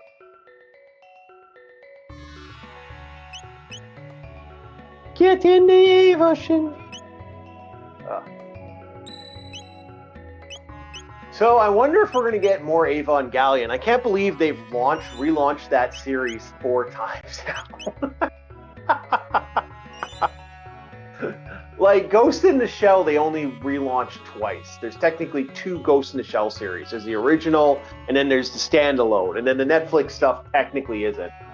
Like technically, that's its own entity, according to the creator of Ghost in the Shell. What's your thoughts on that, Bob? Do you think we're gonna get more? What's your thoughts on all the Japanese remakes? Like they get a lot more love than the American remakes, right? I haven't seen any of the Japanese remakes because. Yes, you have. Like what? Have I actually shown you? You've probably seen them. Like, I mean, Dragon Ball Super technically is a remake of Dragon Ball. Like I said, basically, I know it's a continuation, but technically, I never watched Dragon Ball. I've seen like a few episodes here, a few episodes there. Whenever I was watching the Retro Crush channel, but I've never sat down and fucking watched Dragon Ball. No. Kind of the same thing for Bleach. I never sat down and watched it. It was like catching it on Adult Swim Toonami, and it's like, oh yeah, we're on episode 226 of season 2. Yeah, I got you there. Yeah, I'm not a fan of that. Like, I usually like a series like that. I think that was the biggest problem with Stranger Things. If that, like I said last night, and I'll say it again, if it ended like, well, you know, like let's say it ended like, if they had ended it like season 2, I don't think anyone would care, personally. But because they decided to do that, I think it caused a lot of problems. I hate doing multiple saves, though. But I have to. Shit. And if I want all the items that we need to beat that stupid thing, we have to save at least 2 more times to deal with these stupid cutscenes.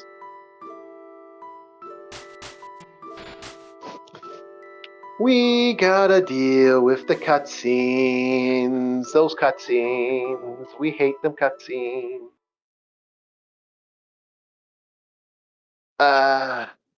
Do. Hey ho, let it go. Do. So, what did you think of? The amazing house of Dr. Frightenstein or Laffenstein? Dr. Frightenstein? Yeah. Well, I saw your early acting career. What are you talking about? Igor?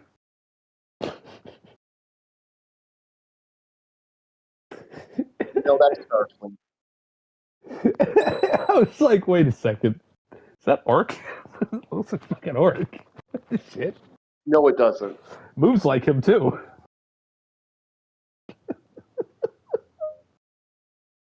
Okay. Anyway. He's bald, too.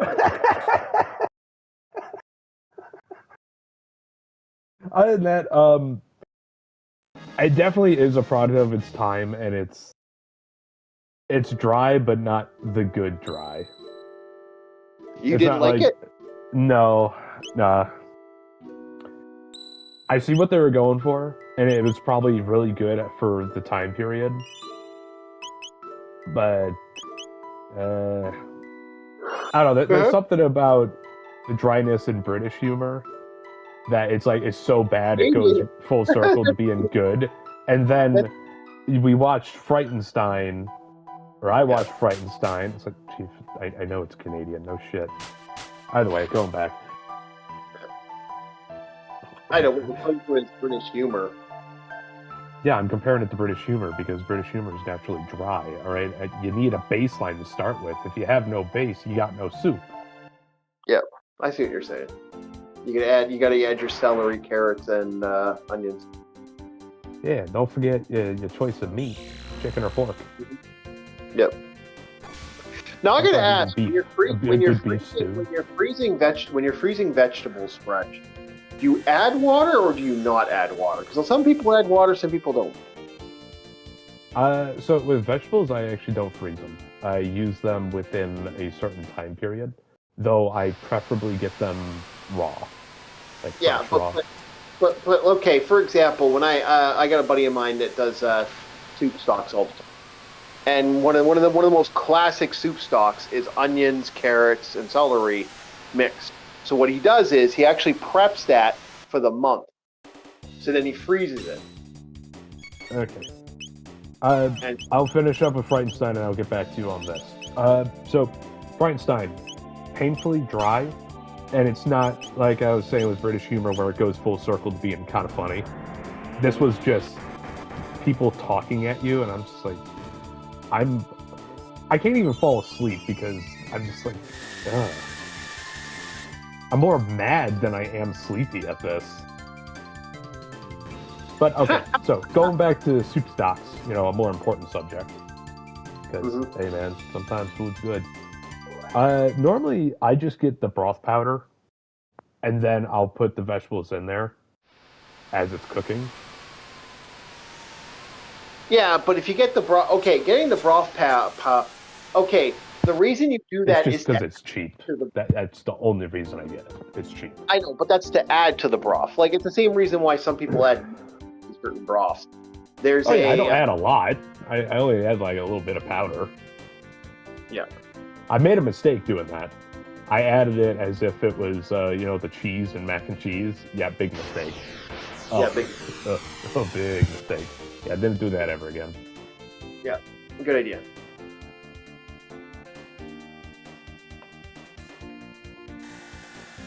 Okay, so what's going on right now in this world is now you have a character. Now we can start getting some of the more unique skills and abilities. But we're first things we're just doing right now is we're at, okay. I'm not gonna steal her stuff, but okay, I won't worry about this right now because this is gonna be a separate mission. You actually, because this demon has activated is opened up a gateway. You as the heroes go here, and you use Robo because Robo can live forever. You let him literally farm for next 50 years or 200 years. So what I'm doing right now is I'm looking for magical door like the magical chests that don't open. So without the magical rods, my whole point right now is to power them up and then leave them for 200 years to get the more powerful version. That's the game plan right now. So this is going to be me like revisiting a lot of places in this timeline to get those magic chests. So don't mind me if this looks like me just kind of like walking into one room, leaving, walking into one room, leaving, walking into one room, leaving. Because you're going to see that a lot right here. Yeah. Yep. Not something I want to do, but something I have to do. Because this is going to be that time to power up everything. Also, this will be the time to start collecting gears. And this will also be the moment when I start using trauma to get my. I'll be getting the rainbow shell, and the rainbow shell is like an important stage thing for the character. So I'm just explaining why you're going to see my character do a lot of that. Ooh, don't want to take something out. No, I do not want to reach in. I just want to empower. Don't want to take something out. No, I want to reach. I just want to empower. The game plan is if I get enough items, like they're okay. By doing this, I can get the magical mails. By having the magical armors, These give you 50 to 100% immunity. You know how we fought that fire guy and he soundly kicked our ass? With those charms, guess what? He's now my bitch, not the other way around. So this is going to be a fun little me traveling to Area A, activating something, and then moving on. Okay. Yeah. This is the first stage in unlocking the fun that is this game. Like this is where you're like, my only downside is I don't remember where everything is. The tutorial. Yep, this is where the tutorial starts. Yep. Like it only took 30 hours, but this is how you start the big fun. Okay, so Yeah. Yeah, because when Cyberpunk first came out, Yeah. and it's like after you do the initial raid, and it's just that initial hit of that was the tutorial. I remember when Shit.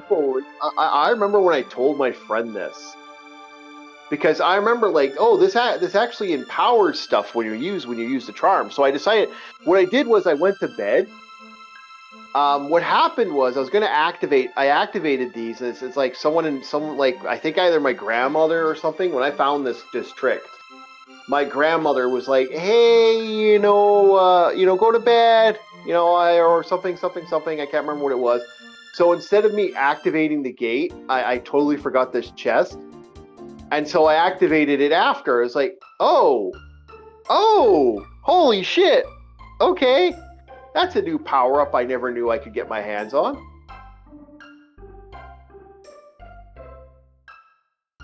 Kind of a neat little thing.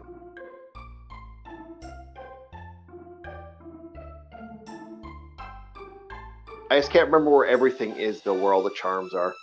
This is my only pet peeve.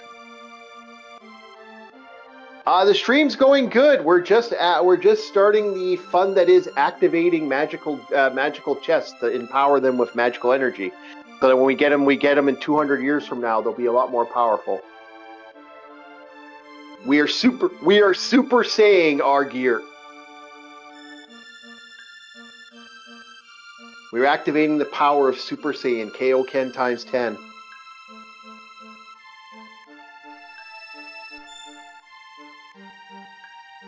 No. You know what the great thing about this though is, Bob? Not only can I get the more powerful version in the future or in the present, I can go back in time and get the weaker version.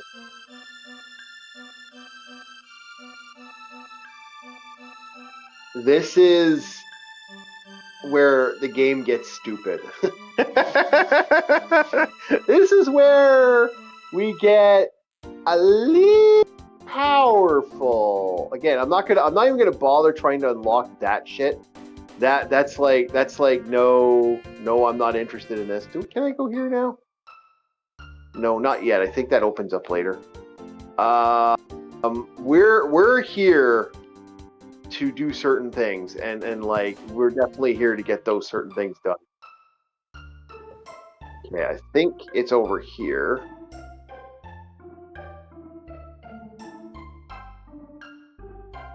No.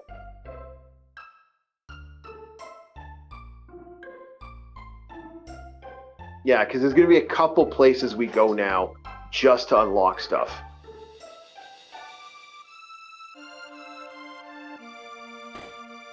Nope.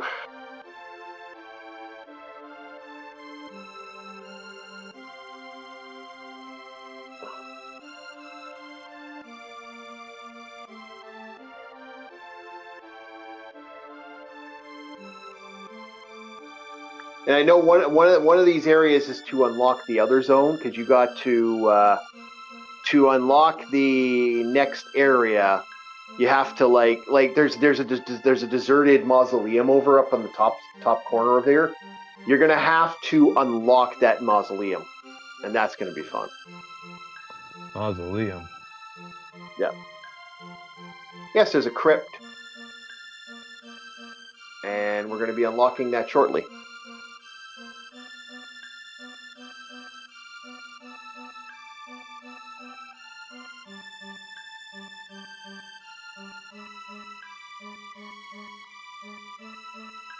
Okay, there's Chrono. There's Trauma. There's Trauma's Pop. I now have Trauma's Pop. So this will be if he now if Trauma, who's this character, now to get the Rainbow Shell, I can now get the Rainbow Shell by starting his unlock. There's a lot you got to do to get this off the ground. Like to do these tricks, and then like I said, I haven't even started the ultimate trick yet. There is an ultimate trick in this game that makes everything broken as fucking broken can be. So right now, this is just like the side hustle. Gotcha. Yeah.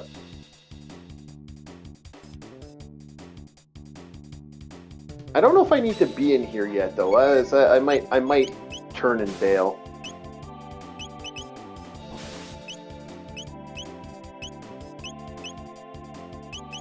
I think it's just me just checking ahead quickly. Like, to get the ultimate unlocks, there's things you have to do. And rock throw. Yeah, the monsters here are going to be doing a lot of damage, though. What? I can't rock throw? The fuck? Okay, yeah, I remember the zone now. You have to use you have to use magic to fight these things. So I'll probably pull out Isla, because Isla's pretty useless in this area.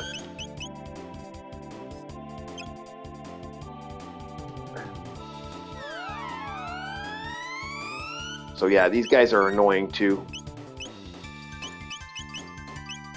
Heal beam, lightning.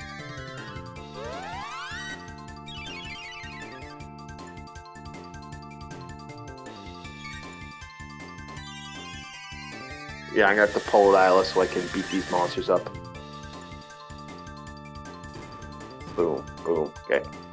Yeah, Isla's useless here. Robo's still kind of useful, but getting that area bomb was a big thing for him. Now that I have area bomb, he can do a lot more damage. And so I'm going to probably pull out Isla.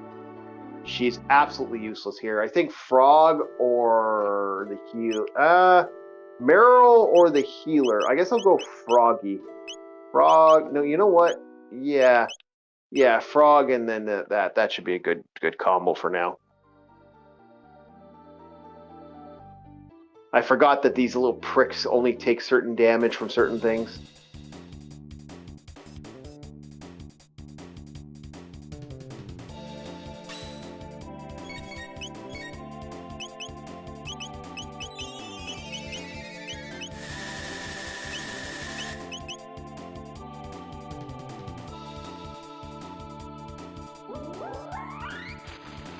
You gotta love when something just takes pure magic to fight. It's like, boo! No pure magic fight. No pure magic fights. Yeah. Magic's cool, it's flashy, but when it's overused, it becomes boring. Well, the benefit of this game is they really do have a ABC fight style. So you're not completely without, like, it's not overkill, let's just put it that way. Is it rock, paper, scissors? In a way, yeah. It has a little bit of, like, you can like, every monster has a fundamental weakness. Every monster has a power or a skill or an ability that you can fundamentally capitalize on.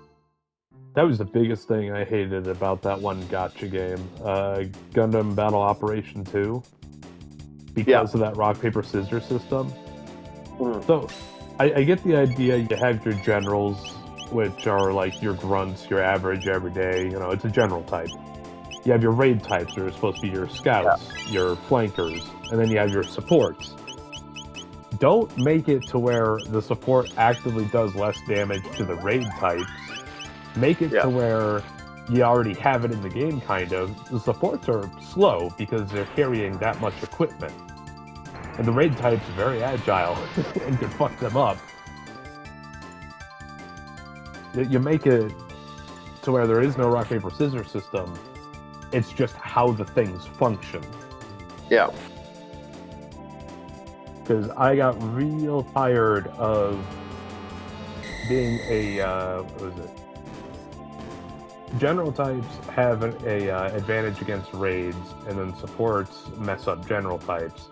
I was playing as a general type, and there was 2 supports in front of me. And the thing is, they couldn't hit me for shit.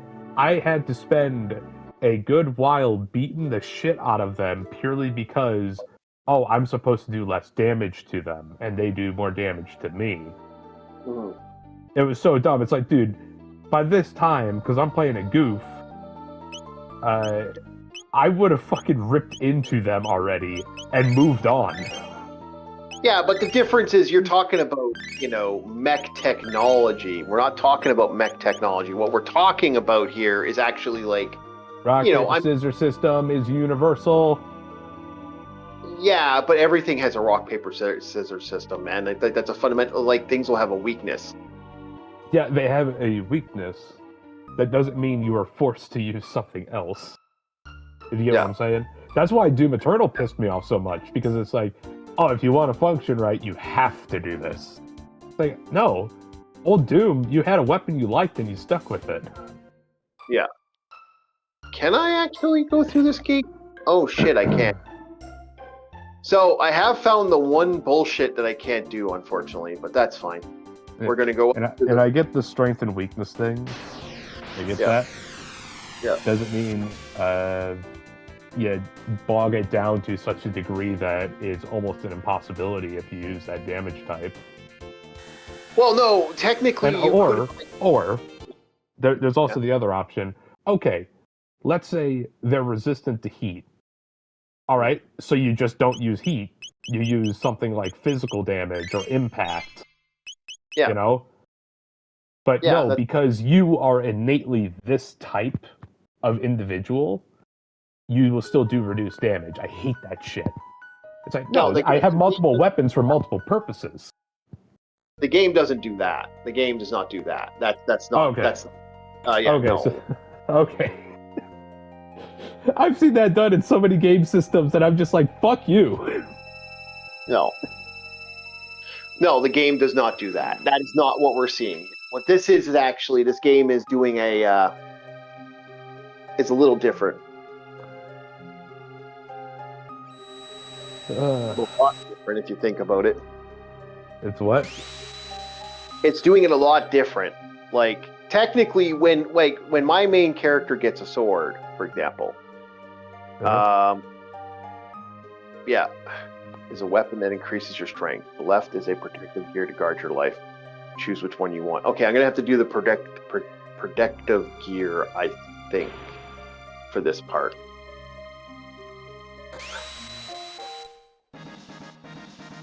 Yeah, safety helmet. Anyway, like I was saying, is the game doesn't do that. The game actually, like, when like, certain weapons will have properties that allow them to do certain things. So, yeah, cut physical damage down by half right there. So right now, like, as I'm slowly getting gear and equipment, my characters are going to start getting better stuff. They're going to get stronger and stronger. Like, this is all about playing the code now and beating the game based off what we do. So now it's all about the special wins. So first off, now that I've gotten that, my goal is to go right next to the main world and get this. Now, there is one thing I do have to do, which I have to do in the past. I'm going to have to activate, I think, a gate. I think I got one thing I have to activate, but that shouldn't be too hard. There it is. Activate the door. The box is open. Yeah, we're opening it up. Bam. So now we have blue pest power. We now have blue mail. So blue mail gives you complete and utter protection against water damage. Any ice damage or water damage, it heals you. This is where we're going to get the fun. Now, like I said, that this is where shit gets interesting, because there's other stuff I can do. I just have to go around acquiring it, which is a little bit of a pain in the ass, but it's how it goes. I believe this is the residence I have to be. There's 2 down here. I just can't remember where they are. No. Yeah, you got to have a couple tricks here. It's kind of the fun of this thing.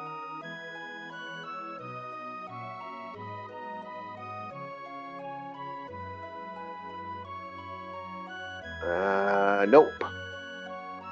Wait, I think I can buy something here. Yeah. Yeah, sure, I'll buy your jerky. I bought your, like, $99,000 jerky. And was it over here, maybe? It's got to be somewhere. It might be the mayor's house. I know this dickhead mayor, to get, like, a special item, you gotta make him generous. So what you do is, because he's a prick, he's like a super, like, douchey prick, you gotta trick him. Like, everyone right now, like, hates this. There's blackmail, there's shadow magic, and there's white mail. So, like, everyone says daddy's greedy, but they're lying, right? And it's like, and other people are like, I hate my dad. But if you go back in the past and I feed the dad the what's it called? My item I have, he'll be like, the jerky I just bought, that'll change his opinion. They'll be like, oh, well, I actually feel bad about all the bad stuff. Like, he's actually a good person now. It's kind of funny because it's interesting how you can actually change time now. Like, it's all about shifting everything. Now that you can go back and forth through time more freely, I could have done this earlier, but this is, like, right the time to do it, because then you get all the stuff you need. Okay. Where's that? Right. Yep. Yeah. I'm here, but not receiving the information. I'm kind of just, all right, he's playing game. Something about time swapping and shit, and the man feeling bad for eating jerky. No. Okay, right now, that guy's wife is like, doesn't want to, like, she doesn't want, like, that guy is a prick because in his life, no one helped his family out. So he's a bastard because of it. Okay. Yeah. So the goal now is to get that character there, like, to kind of fix that scenario. So by going back in time and, giving his family generosity and doing something great for his family, they return the favor later. Gotcha. Yeah.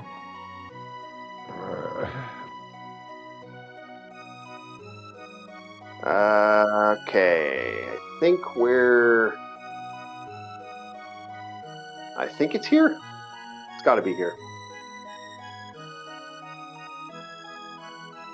I think we hit the 2-hour mark so far. We're almost done, yes. We are almost done.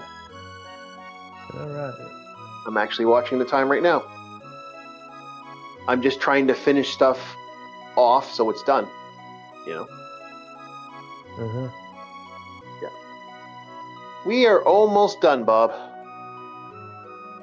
We are actively just right now, I'm acquiring stuff. And I'm trying to find the red mail, and I don't know why I can't find the red mail, so that's getting me a little angry because I'm like, where's that red mail?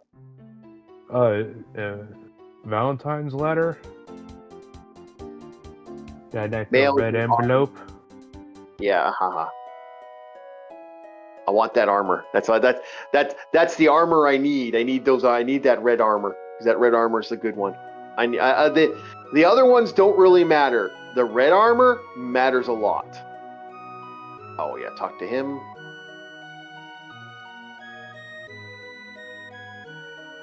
Actually, it makes me curious.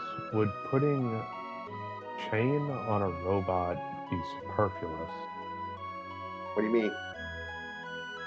Like, it's just like a layer of mail over something like a the Well, if you main want to torso of the protect machine. the object, then yeah. Say again? If you want to protect the object, then yeah. Okay. No, when I say machine, I mean like robot. You know, like how you got your Robo Buddy there, and it's like, would at least putting a layer over his main torso, his chassis, would that protect anything, or would it be a superfluous level of protection? Yes, it would protect it would protect things. Kind of a weird question, but okay.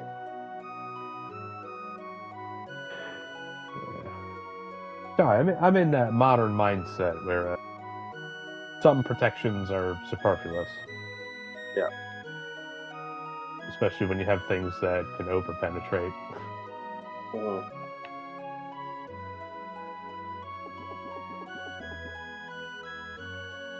That's why you usually have something like ERA.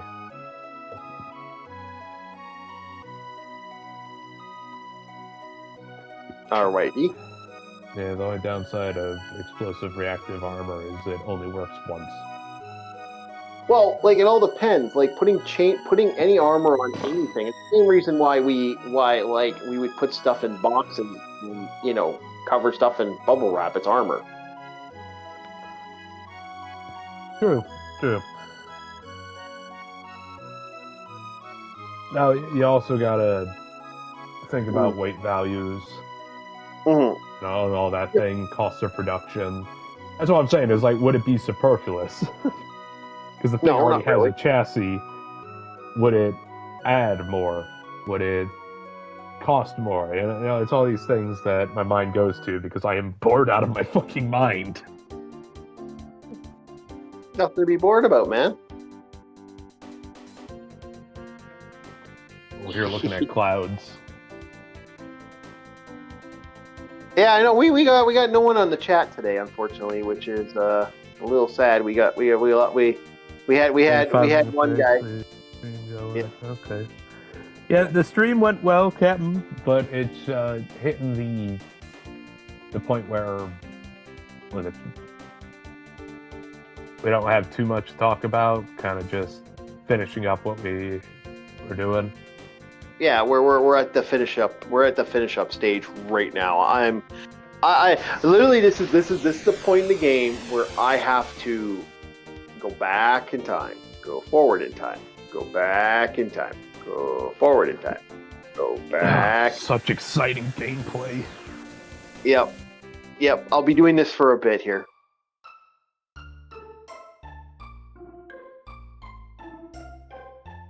So my goal right now is to do that multiple times.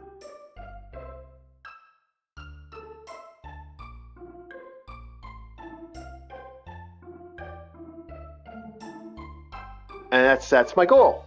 My goal is to go back in time, forward in time, back in time, forward in time.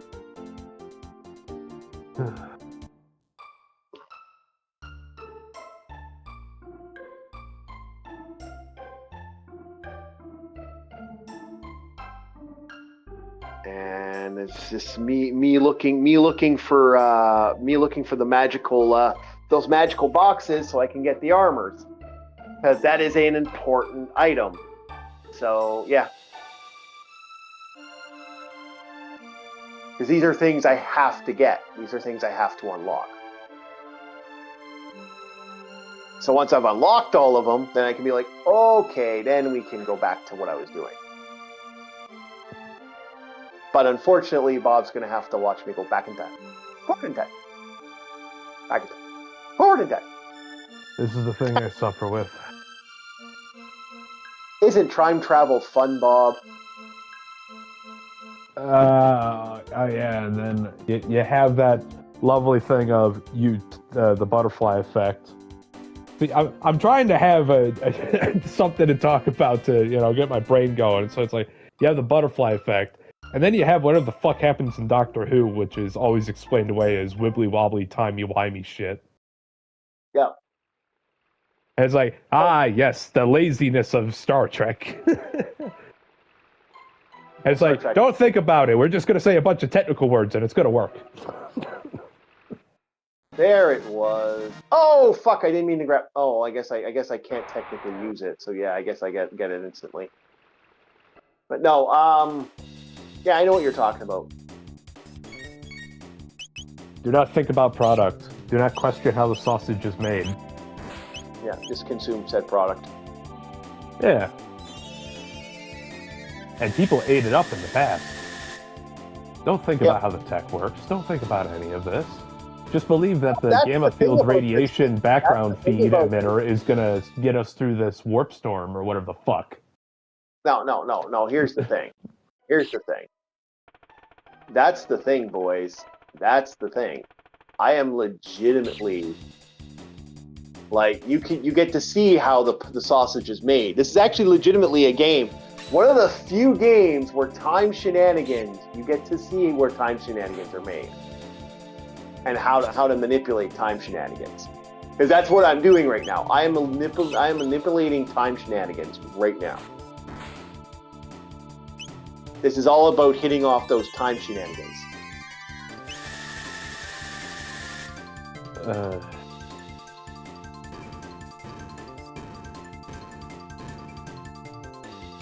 And so once I've unlocked the time shenanigans, we can continue on. But that's the problem. I'm doing time shenanigans right now. Getting all the gear I need to grab, defeating all these stupid monsters so I can get through this, so I can grab more gear. This is all about time shenanigans right now. And as I continue the time shenanigans, things will get more funnier. Oh my god, please stop saying that. What, time shenanigans? Yes.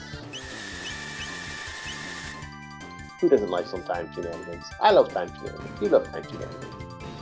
Yeah, you love it because you're actually doing something. What the hell am I doing? I'm sitting here wasting away asking for some intellectual conversation. I'm just here. Talk, my friend! Talk! We'll talk about anything. Oh yeah, whenever I talk about something, you always revert back to this fucking game. I have to revert back to the fucking game. That's the live stream. Pain. Now back to more time shenanigans. No. God. Hey, Doc, can you help me with something? Yeah, I want to peek my head out of the TARDIS while you warp it. Thank you. Turn my brain into fucking cyber spaghetti. Wouldn't technically kill you. I'd be very long. Wouldn't technically kill you, but that would be a lot of time shenanigans.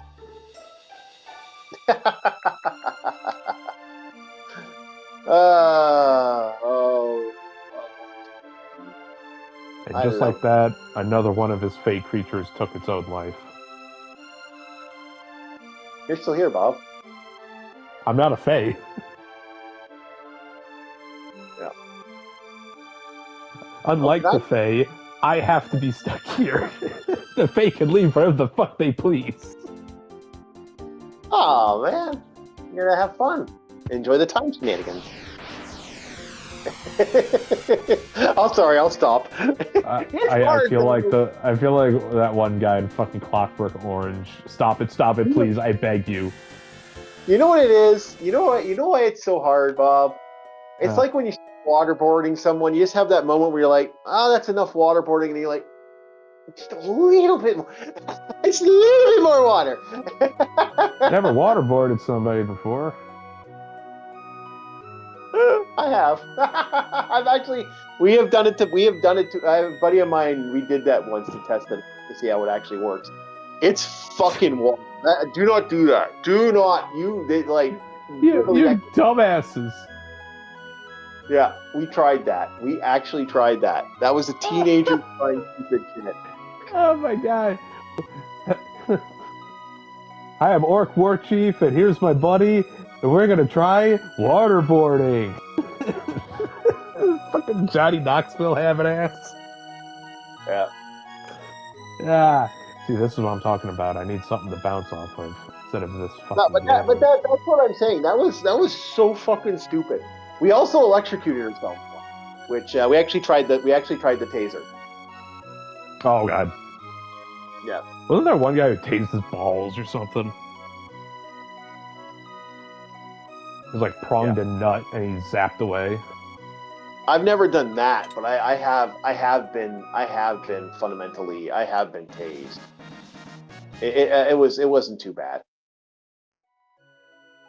I wouldn't want to do it, but I had a buddy like mine hit me, and I'm just like, eh.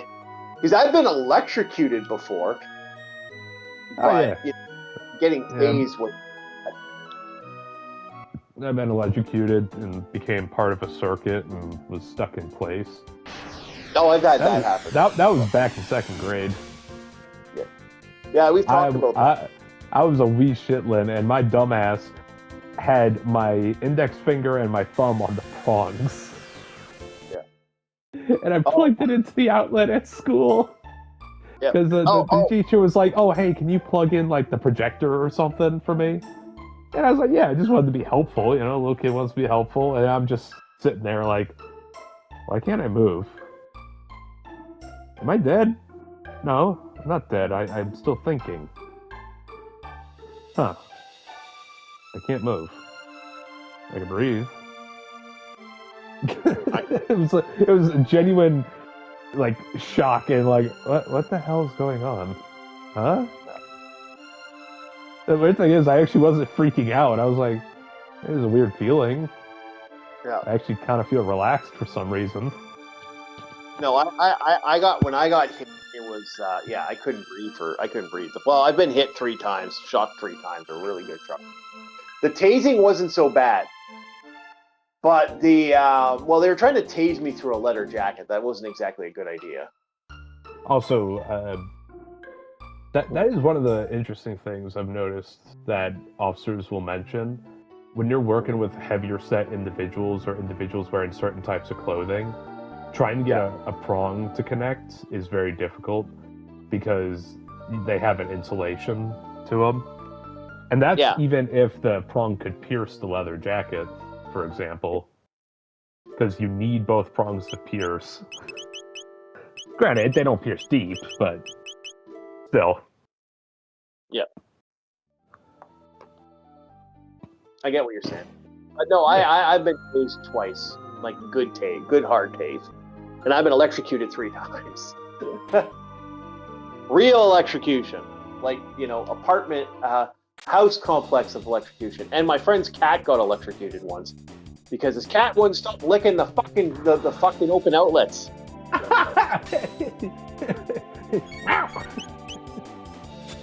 We don't know why his cat did that, but his cat would get copper. I don't know why. No one knows why the cat would. He licked it one day, and all he heard was like the sound, and the fucking thing goes boom, and just hits, and like we're like, what the fuck just happened?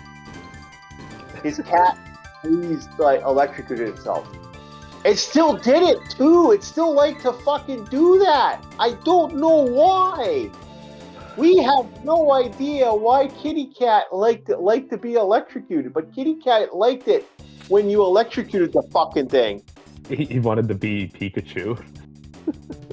I guess. My best assumption is it was maybe the heat or something. I don't know. I don't know. I've also seen cats set fire to their fur. I've seen that more.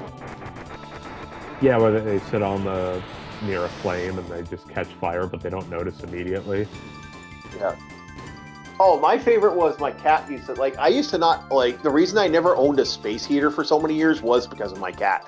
Because he would sit right on the space heater. Like, he would literally knock that fucking thing down and try to sit on it. I'm like, fucking idiot, stop that.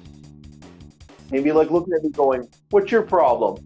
Why are you angry at me? I'm angry at you because you keep fucking doing this.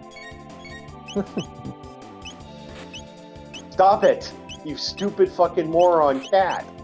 I really want to figure out, like, what's with the cat brain. The neurology of a cat to be...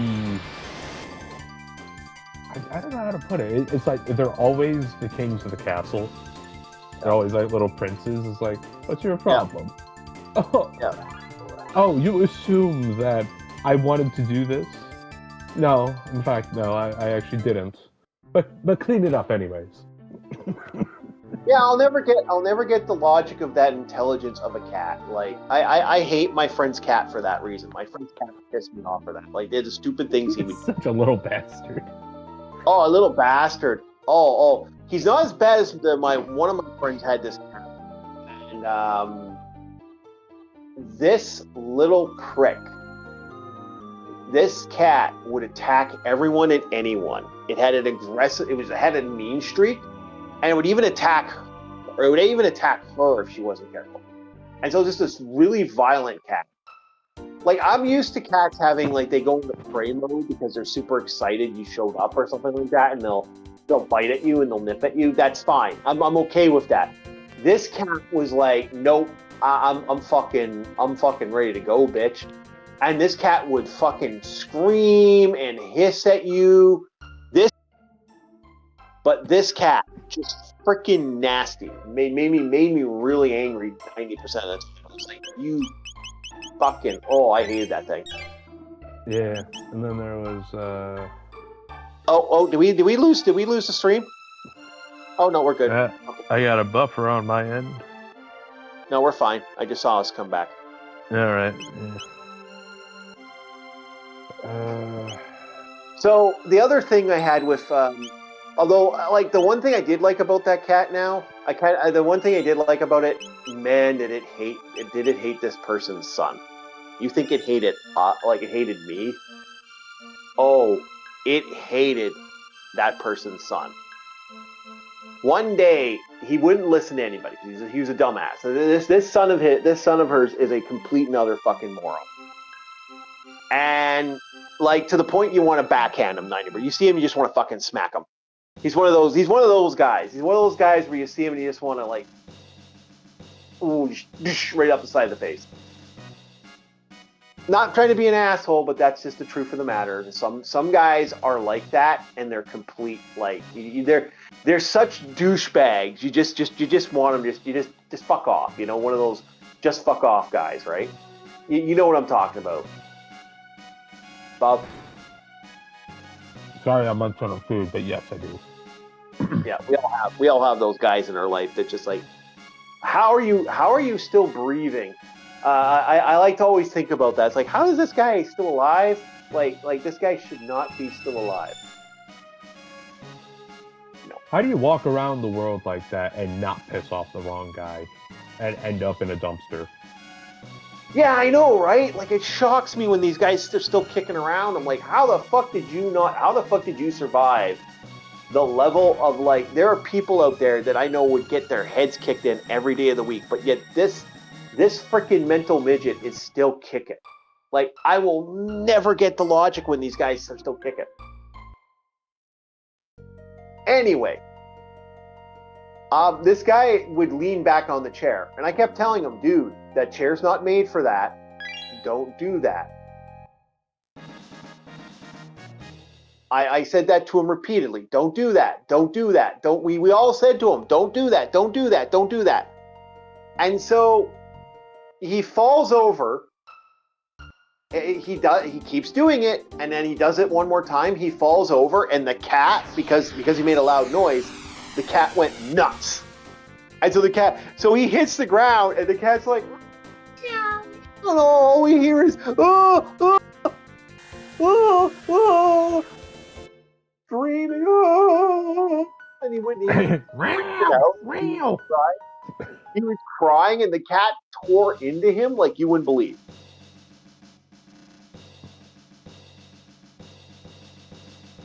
Yeah, so it was.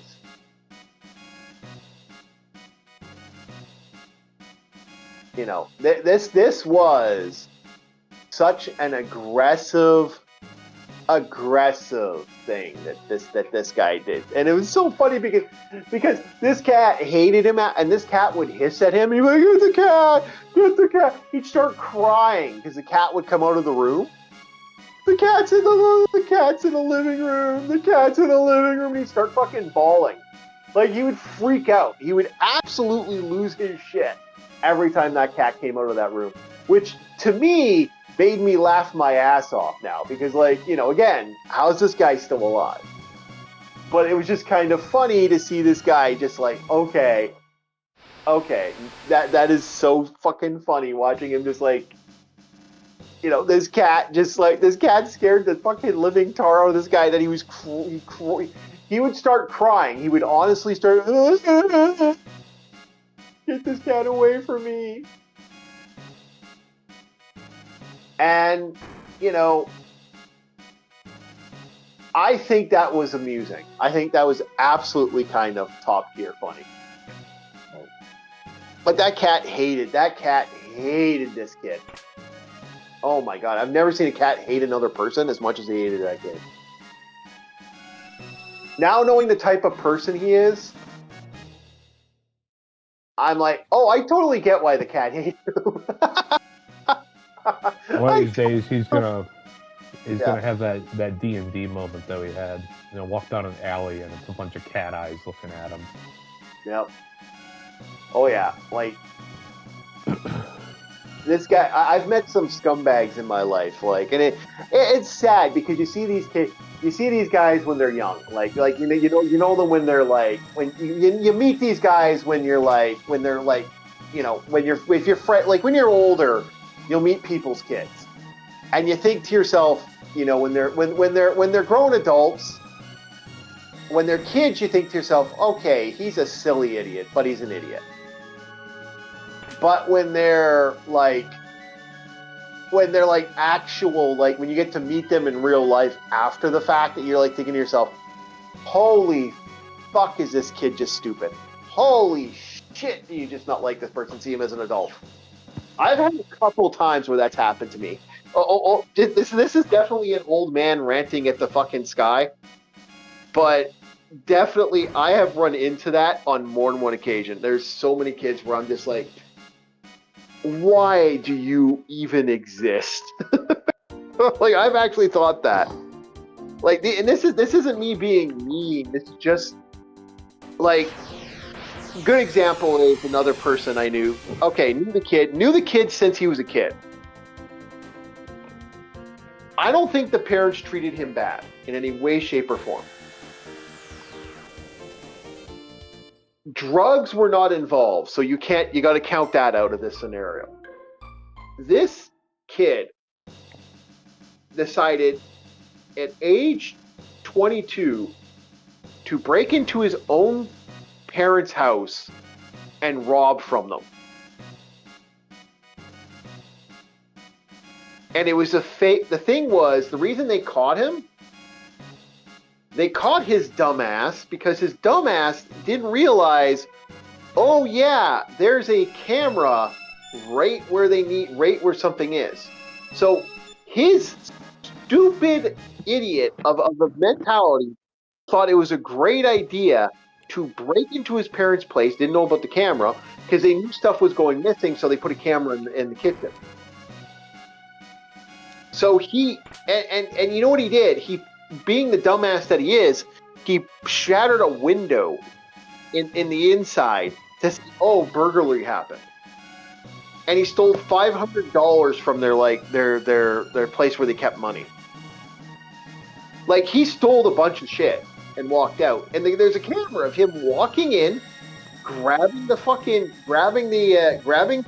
grabbing items, grabbing a TV, and then robbing, walking out with a bunch of money in his hand too. So it's the parents got it. I'm I was talking to my friend about this. It's what do we do with your kid?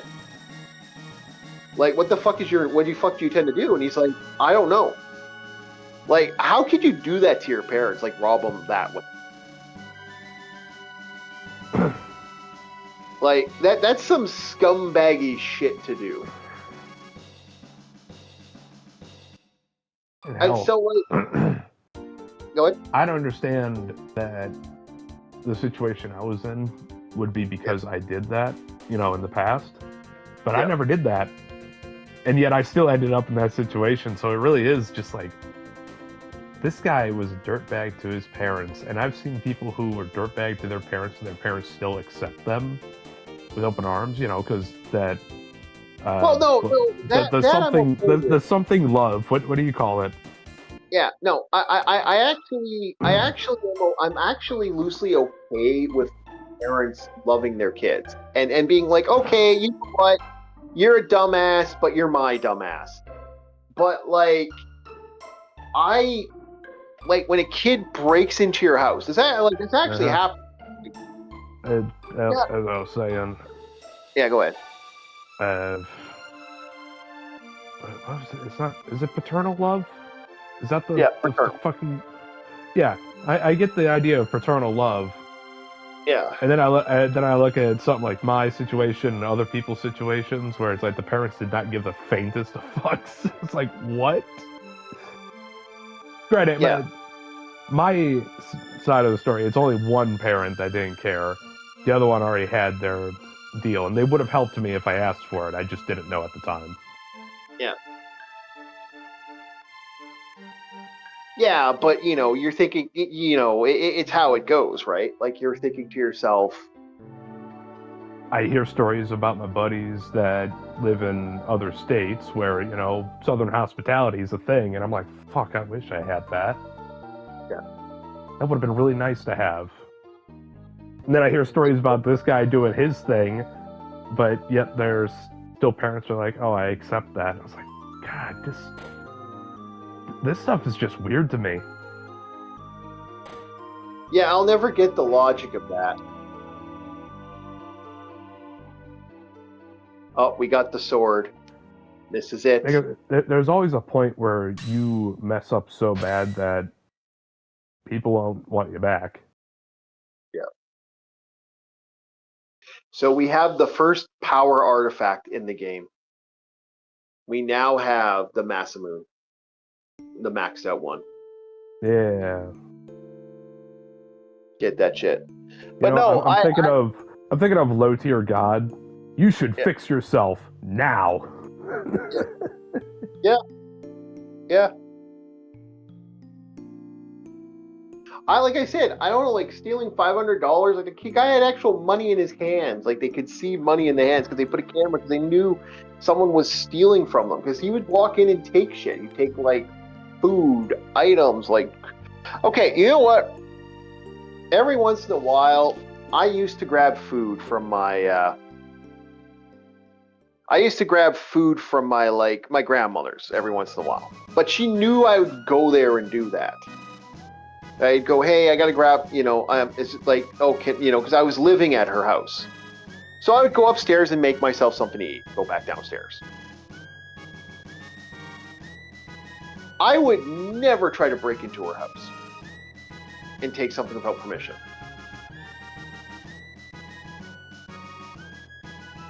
So I don't get the mentality, and I would never do something like that. But that was also imagine, yeah.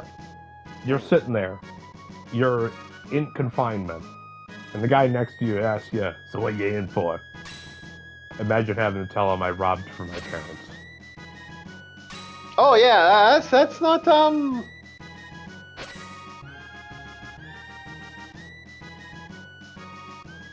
Yeah, that's not a good idea.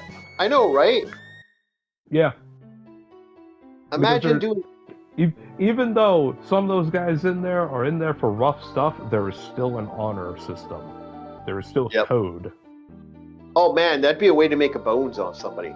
Like that's like I said. There's a reason why they keep certain groups of people out of a certain group of people out of Gen Pop. Yeah, because they realize if they let these fuckers loose in Gen Pop, they're dead. Mm-hmm. Yeah. I'm not trying to be mean, but that's the truth. We all know it. You do not want to be put in general population. They will fucking end you. They will end you. They do end you. Yeah, I remember hearing. It was one of the stories was it like a buffer machine or like one of those floor waxing machines? Yep. They drew the target out, had like a mock conversation with them, like just wasting his time to make sure he was at a certain point below at one of the tiers. These other guys were like two other dudes were carrying this buffer machine, just threw it over the edge. Yeah, it crumpled him.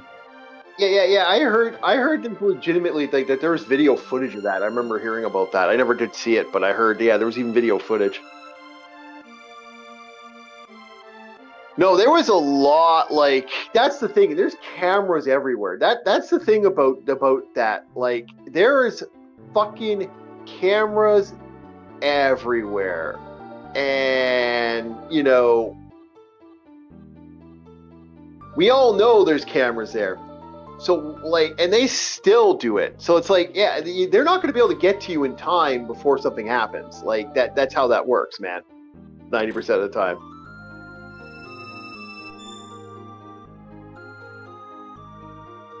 That's why I'm like people really do not understand how like dangerous these psychos are when they're in jail, man. And like I said, it's not the guy. It's not the guy you got to worry about. That's like the big tough, the big muscle guy. He don't get. He's the easy fucker. It's the motherfucker who doesn't. How to put it? It's the motherfucker who doesn't give a fuck about anything and is only there to like acquire like the goods of like the guy, the young buck that needs the bones because he doesn't want to be the one. He doesn't want to end up as you, so he'll make his bones off your ass. Yep. And watch your dealings with the store, man. Yeah. Watch what you do. Watch your deals. Because everything has interest. Everything has interest. Yep, exactly. Everything has interest. He's not fucking lying when he says that. You borrow 1 suit for a day, he expects 2. Do it again, 3. Yep. Oh yeah, do not. Yep.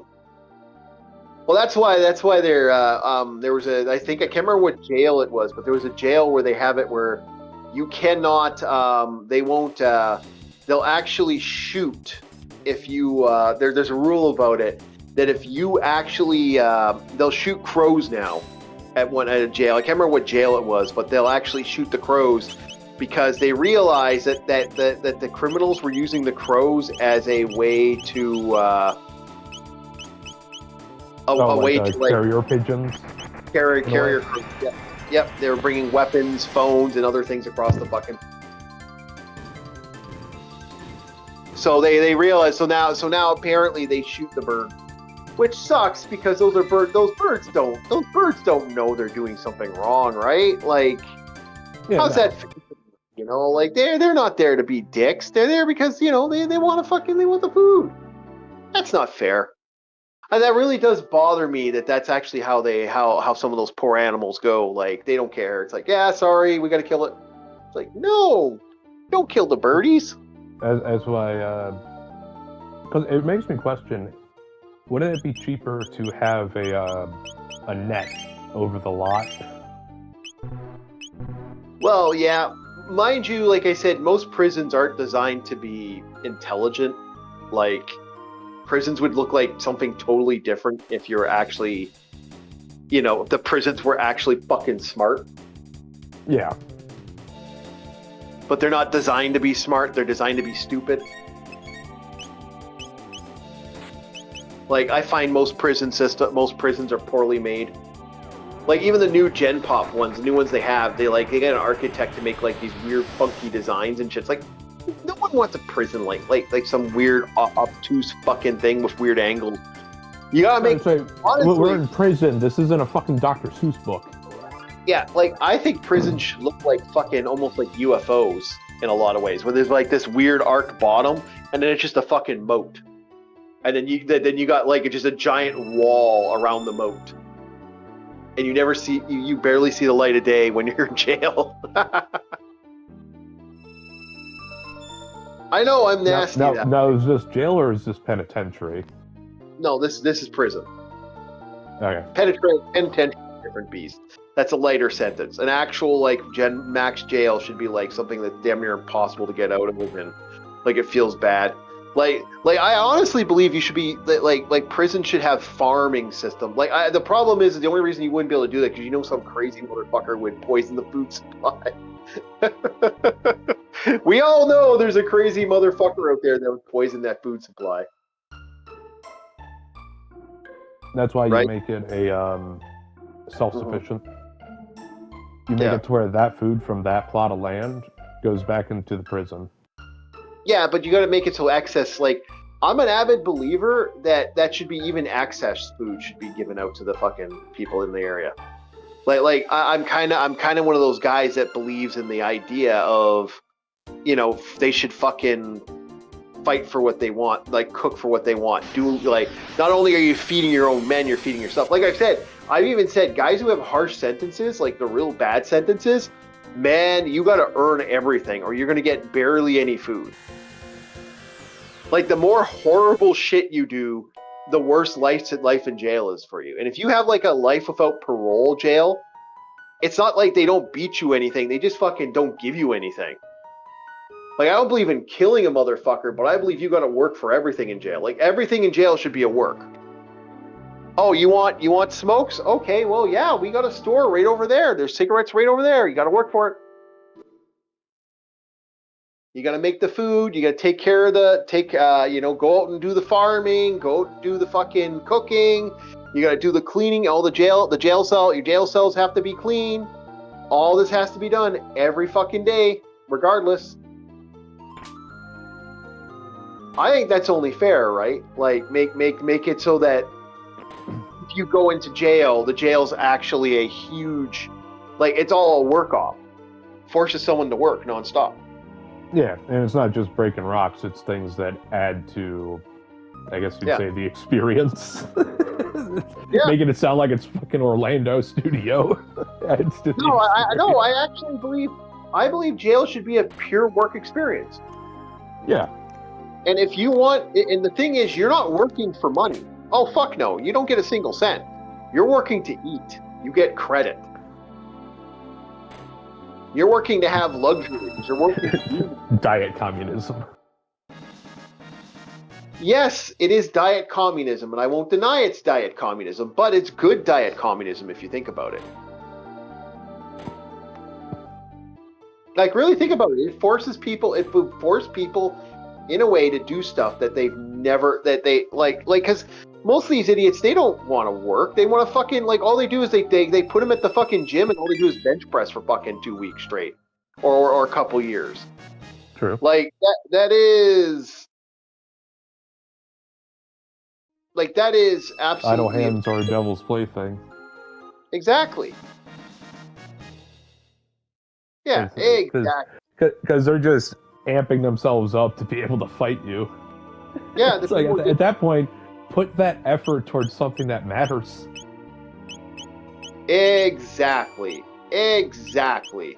Why are these guys just getting the benefit of sitting around and doing nothing for fucking 24 hours? Like imagine you get to live a free life of doing stuff. If we're gonna go jail term, like it was the same thing with what is it? Because you told me this a while ago. Homeless guys will sometimes just kick a stink. That way they don't have to live on the street. Yeah, they're called lifers. That's literally what they are. They don't want to go. They'll go back to jail. They'll fucking rob somebody. They'll stab somebody. They'll fucking jump into fucking traffic just to end up back in jail, so they don't have to deal with the fucking thing. It's a lifer. They want to go back to jail, and they don't give a fuck about anything else but going back to jail. That's the awfulness of that life, of that mentality. It fucking, some guys, they get ruined by it. They really do.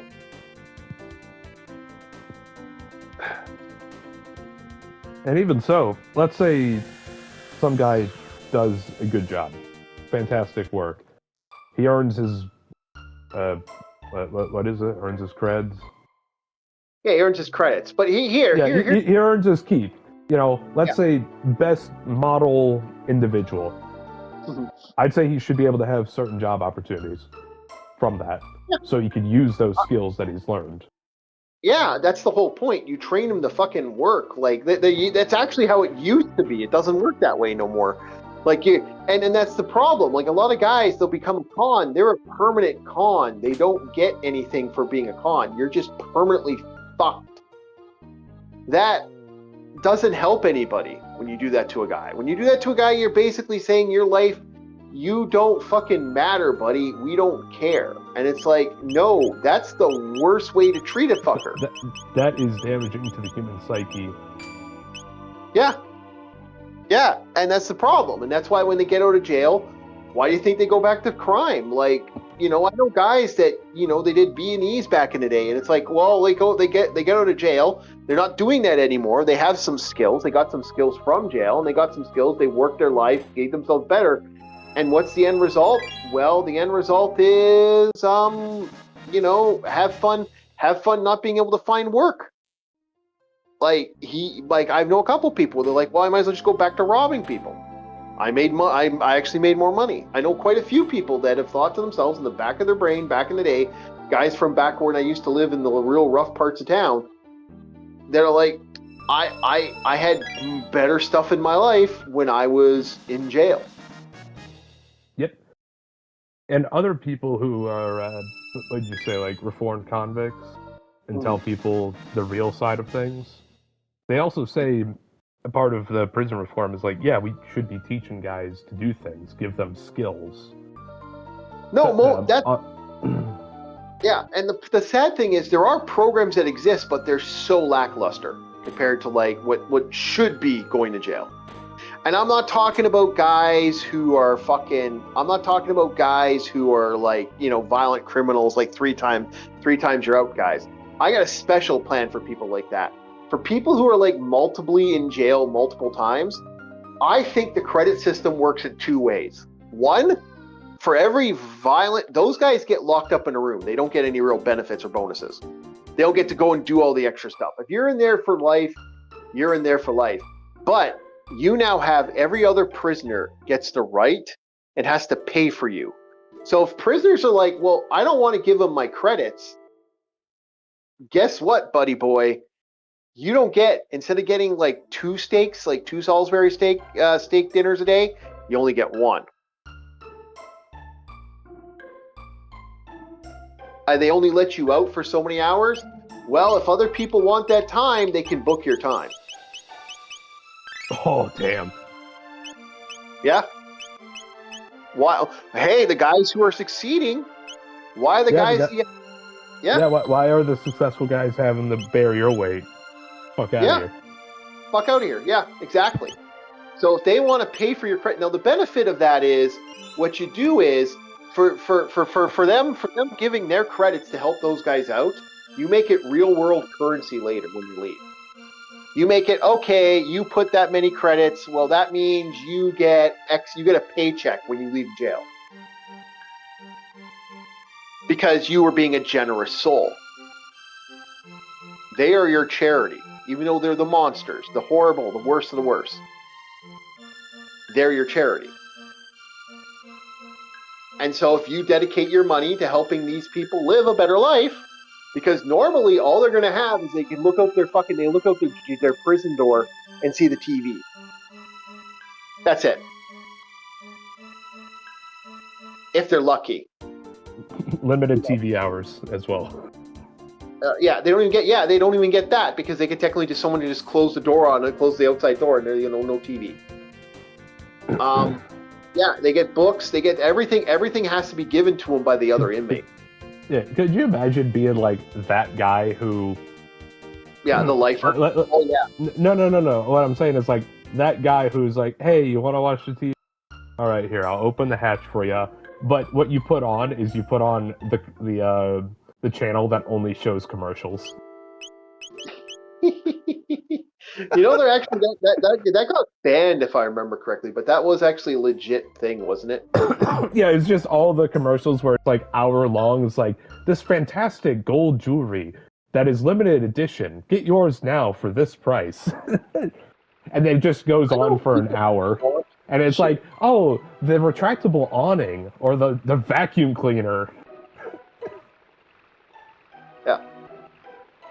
So I would say I think that's a better way of dealing with these criminals, because these criminals are now forced to live their life in an unfortunate situation of the life. So this is why I wouldn't want to get a large life sentence. At that point, man, they're like, fucking dude, if people thought to themselves, oh God, you're going to be at the mercy of every other motherfucker in a jail if you're a lifer.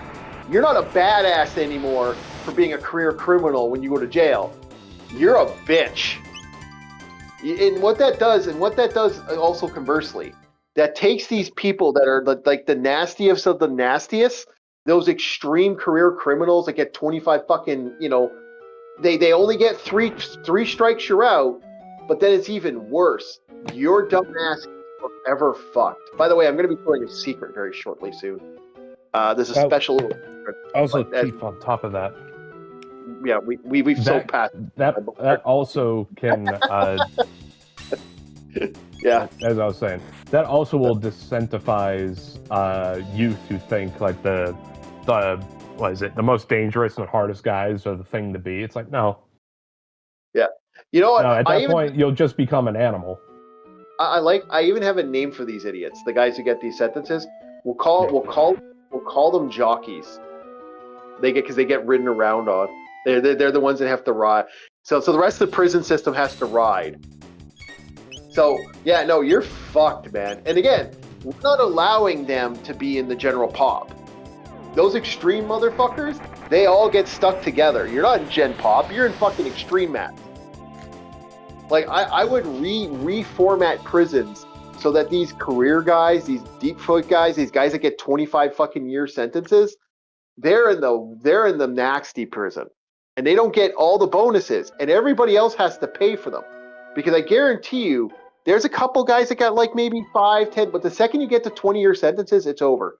So I'm going to be showing a secret very shortly. I think we're coming up to it right now. Chief. One sec. Before we start that, I got to talk about the secret, or just give it a sec. So what's about to happen here is there's a secret for this. I got to give people this information so they know. If people want to know the information, we'll give them the info. So right here is going to be a guy throwing a stone at you. The game plan is to try to catch it. Because if you catch it, you get an awesome item. You get the glowing gold rock. By having the gold rock, your character now has you now have the ability to use a triple tech. A special triple tech that only Frog can use. So this unlocks his super duper, basically. Okay, anyway, back to what you're saying. Sorry, my bad. So what about those? You're saying it's only those for like the 3 strike system, like the ones that obviously don't learn anything? Yeah. Okay. Because I was going to say, there are people who get slapped with sentences that are just fucking ridiculous. Like that one kid who was a truck driver, and a fire broke out, and an explosion happened, and it cost the lives of other people. He genuinely regretted it, but the state was like, 90-year sentence. And I'm like, what the fuck? That was an accident. The poor kid, that was like one of his first jobs he had. Yeah, and now he's going away for 90 years? What the fuck? So that's why I had to specify, was this for people who really don't learn anything and say fuck it? Yeah. No. This is a guy who gets fucking. These are guys that get their 3 strikes, man. Strike 1, okay, problematic. Strike 2, okay, problematic. Strike fucking 3, are you kidding me? That's when we get into the "are you kidding me" scenario. That's when we get into the "oh fuck," no, we're talking about a guy who murders someone 3 times in a row or committing like violent crime. Like you get 3 strike violent crimes basically. Like a 90-year sentence shouldn't happen to a straight lace. All right, yeah. Because everybody was talking about it. Even one of the guys I watch who used to be a con, he's like, "Are you kidding me?" And I don't blame him, because it's like, yeah, this kid... It's a 90-year sentence. It's absurd. Yeah. It's like, who the fuck slapped all this shit on him? I understand a family's grieving. And the kid was like, hey, he was crying in court, genuinely distraught that he destroyed a family. Not his intention at all. It was an accident that happened on his truck. Yeah. And he even said, I wish I had the bravery to pull off in those moments to take my own life instead of theirs. Yeah. Yeah, but at that point, like I said, it's the too late scenario, right? Like no one cares. Like no one cares that he did that. Like it's that evil, that hatred that someone will have for someone who did something like this. I agree with you. It's absolutely absurd. This guy does not deserve a sentence that nasty. That is a fucking insano sentence. Meanwhile, somebody murders someone else, Yeah, he and gets off. what? Gets off. It gets off. Yeah, Yeah, yeah. he Like just there's a gets off. It's like, oh yeah, serve a little bit, or we'll deport you. And oh wait, no, he's back. What? yeah. Yeah, but that's what I'm saying. If we're gonna solve the prison system, this is how you do it. It's absolutely absurd, but it is a maximum way to solve this issue because there's no ifs, ands, or buts when you hit somebody with, like, yeah, when the tough roughs get forced into a permanent like scenario, it really does end the scenario real quick if you think about it. Yeah. Yeah, it becomes a problem, and it becomes a winning problem for a lot of these guys. I can't figure out who gives Grand Dream. I'll have to look up Grand Dream later. But no, that to me is the way to operate. Like that to me is the way to end a scenario. I'm an avid, like, guys who are first time offenders don't deserve the harshest sentences unless it's really bad. Like I still think murder's murder, but like, some schmuck, accidentally, like, like broke something, or like even breaking enter criminals, like they get 3 chances before it gets rough for them. And I also think some of these courses should be mandatory. Like if you keep committing the same crime, if you keep committing crimes as a break and art artist, oh no, they're gonna fucking force you to work. The question is, how bad's the work going to get if you're constantly going to jail for crime? Like, there's got to be some level of laborer.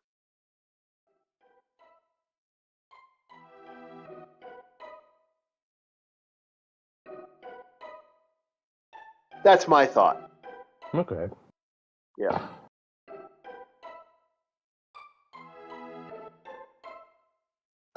You fucking birds. Nah, fuck you. Got through. Okay, we're gonna call it here. Yeah, we went a little too long because we started talking about the prison talk, and because to me, I think prisons are just basically designed to punish and do nothing else but punish, and that causes that all that does is create harsher, more violent criminals. Yeah, and So if we were it's able to talk clearly about the prison thing before Yeah. you started going about time shenanigans, like if we get rid of that time shenanigans, cut that out, and we move the prison in, full beautiful conversations constantly flowing. That's what I like. Yeah, I know, but time shenanigans was fun. That made me laugh. All right, so no, that's my feeling towards this. Like, I truly do believe that this is a, I don't, I'm not, again, this is why people keep saying, oh, you're this, you're that. No, I'm not this harsh hat individual. I do believe that there needs to be a certain level of grounding to society, and because there isn't, this is what the end result is. Like, I'm an avid believer in not putting people in that type of situation. I believe that there should be some level of redemption for everybody. Not absolutely everybody. I know there's pricks out there that, make life worse for everyone, but there should be some level. All right, I'd like to thank everybody for enjoying our conversations here, and hopefully you had fun. We will see you on Monday again. We'll probably do a morning, but morning or midday. We'll have to figure out. Most likely be a morning stream, and we'll be playing some more games. We'll be finishing. I think we're almost done Yoshi, so we'll be starting up Mario 2 tomorrow or next Monday. And yeah, there we go. We'll see you guys later. Thank you very much. Hey, thank you everybody. Forget we got up to 400. We're at 404 or 405 now, and we want more people to join in. Have yourselves a very good day, and we'll see you next time on Orc War Chief Reviews. Have yourselves a very good one.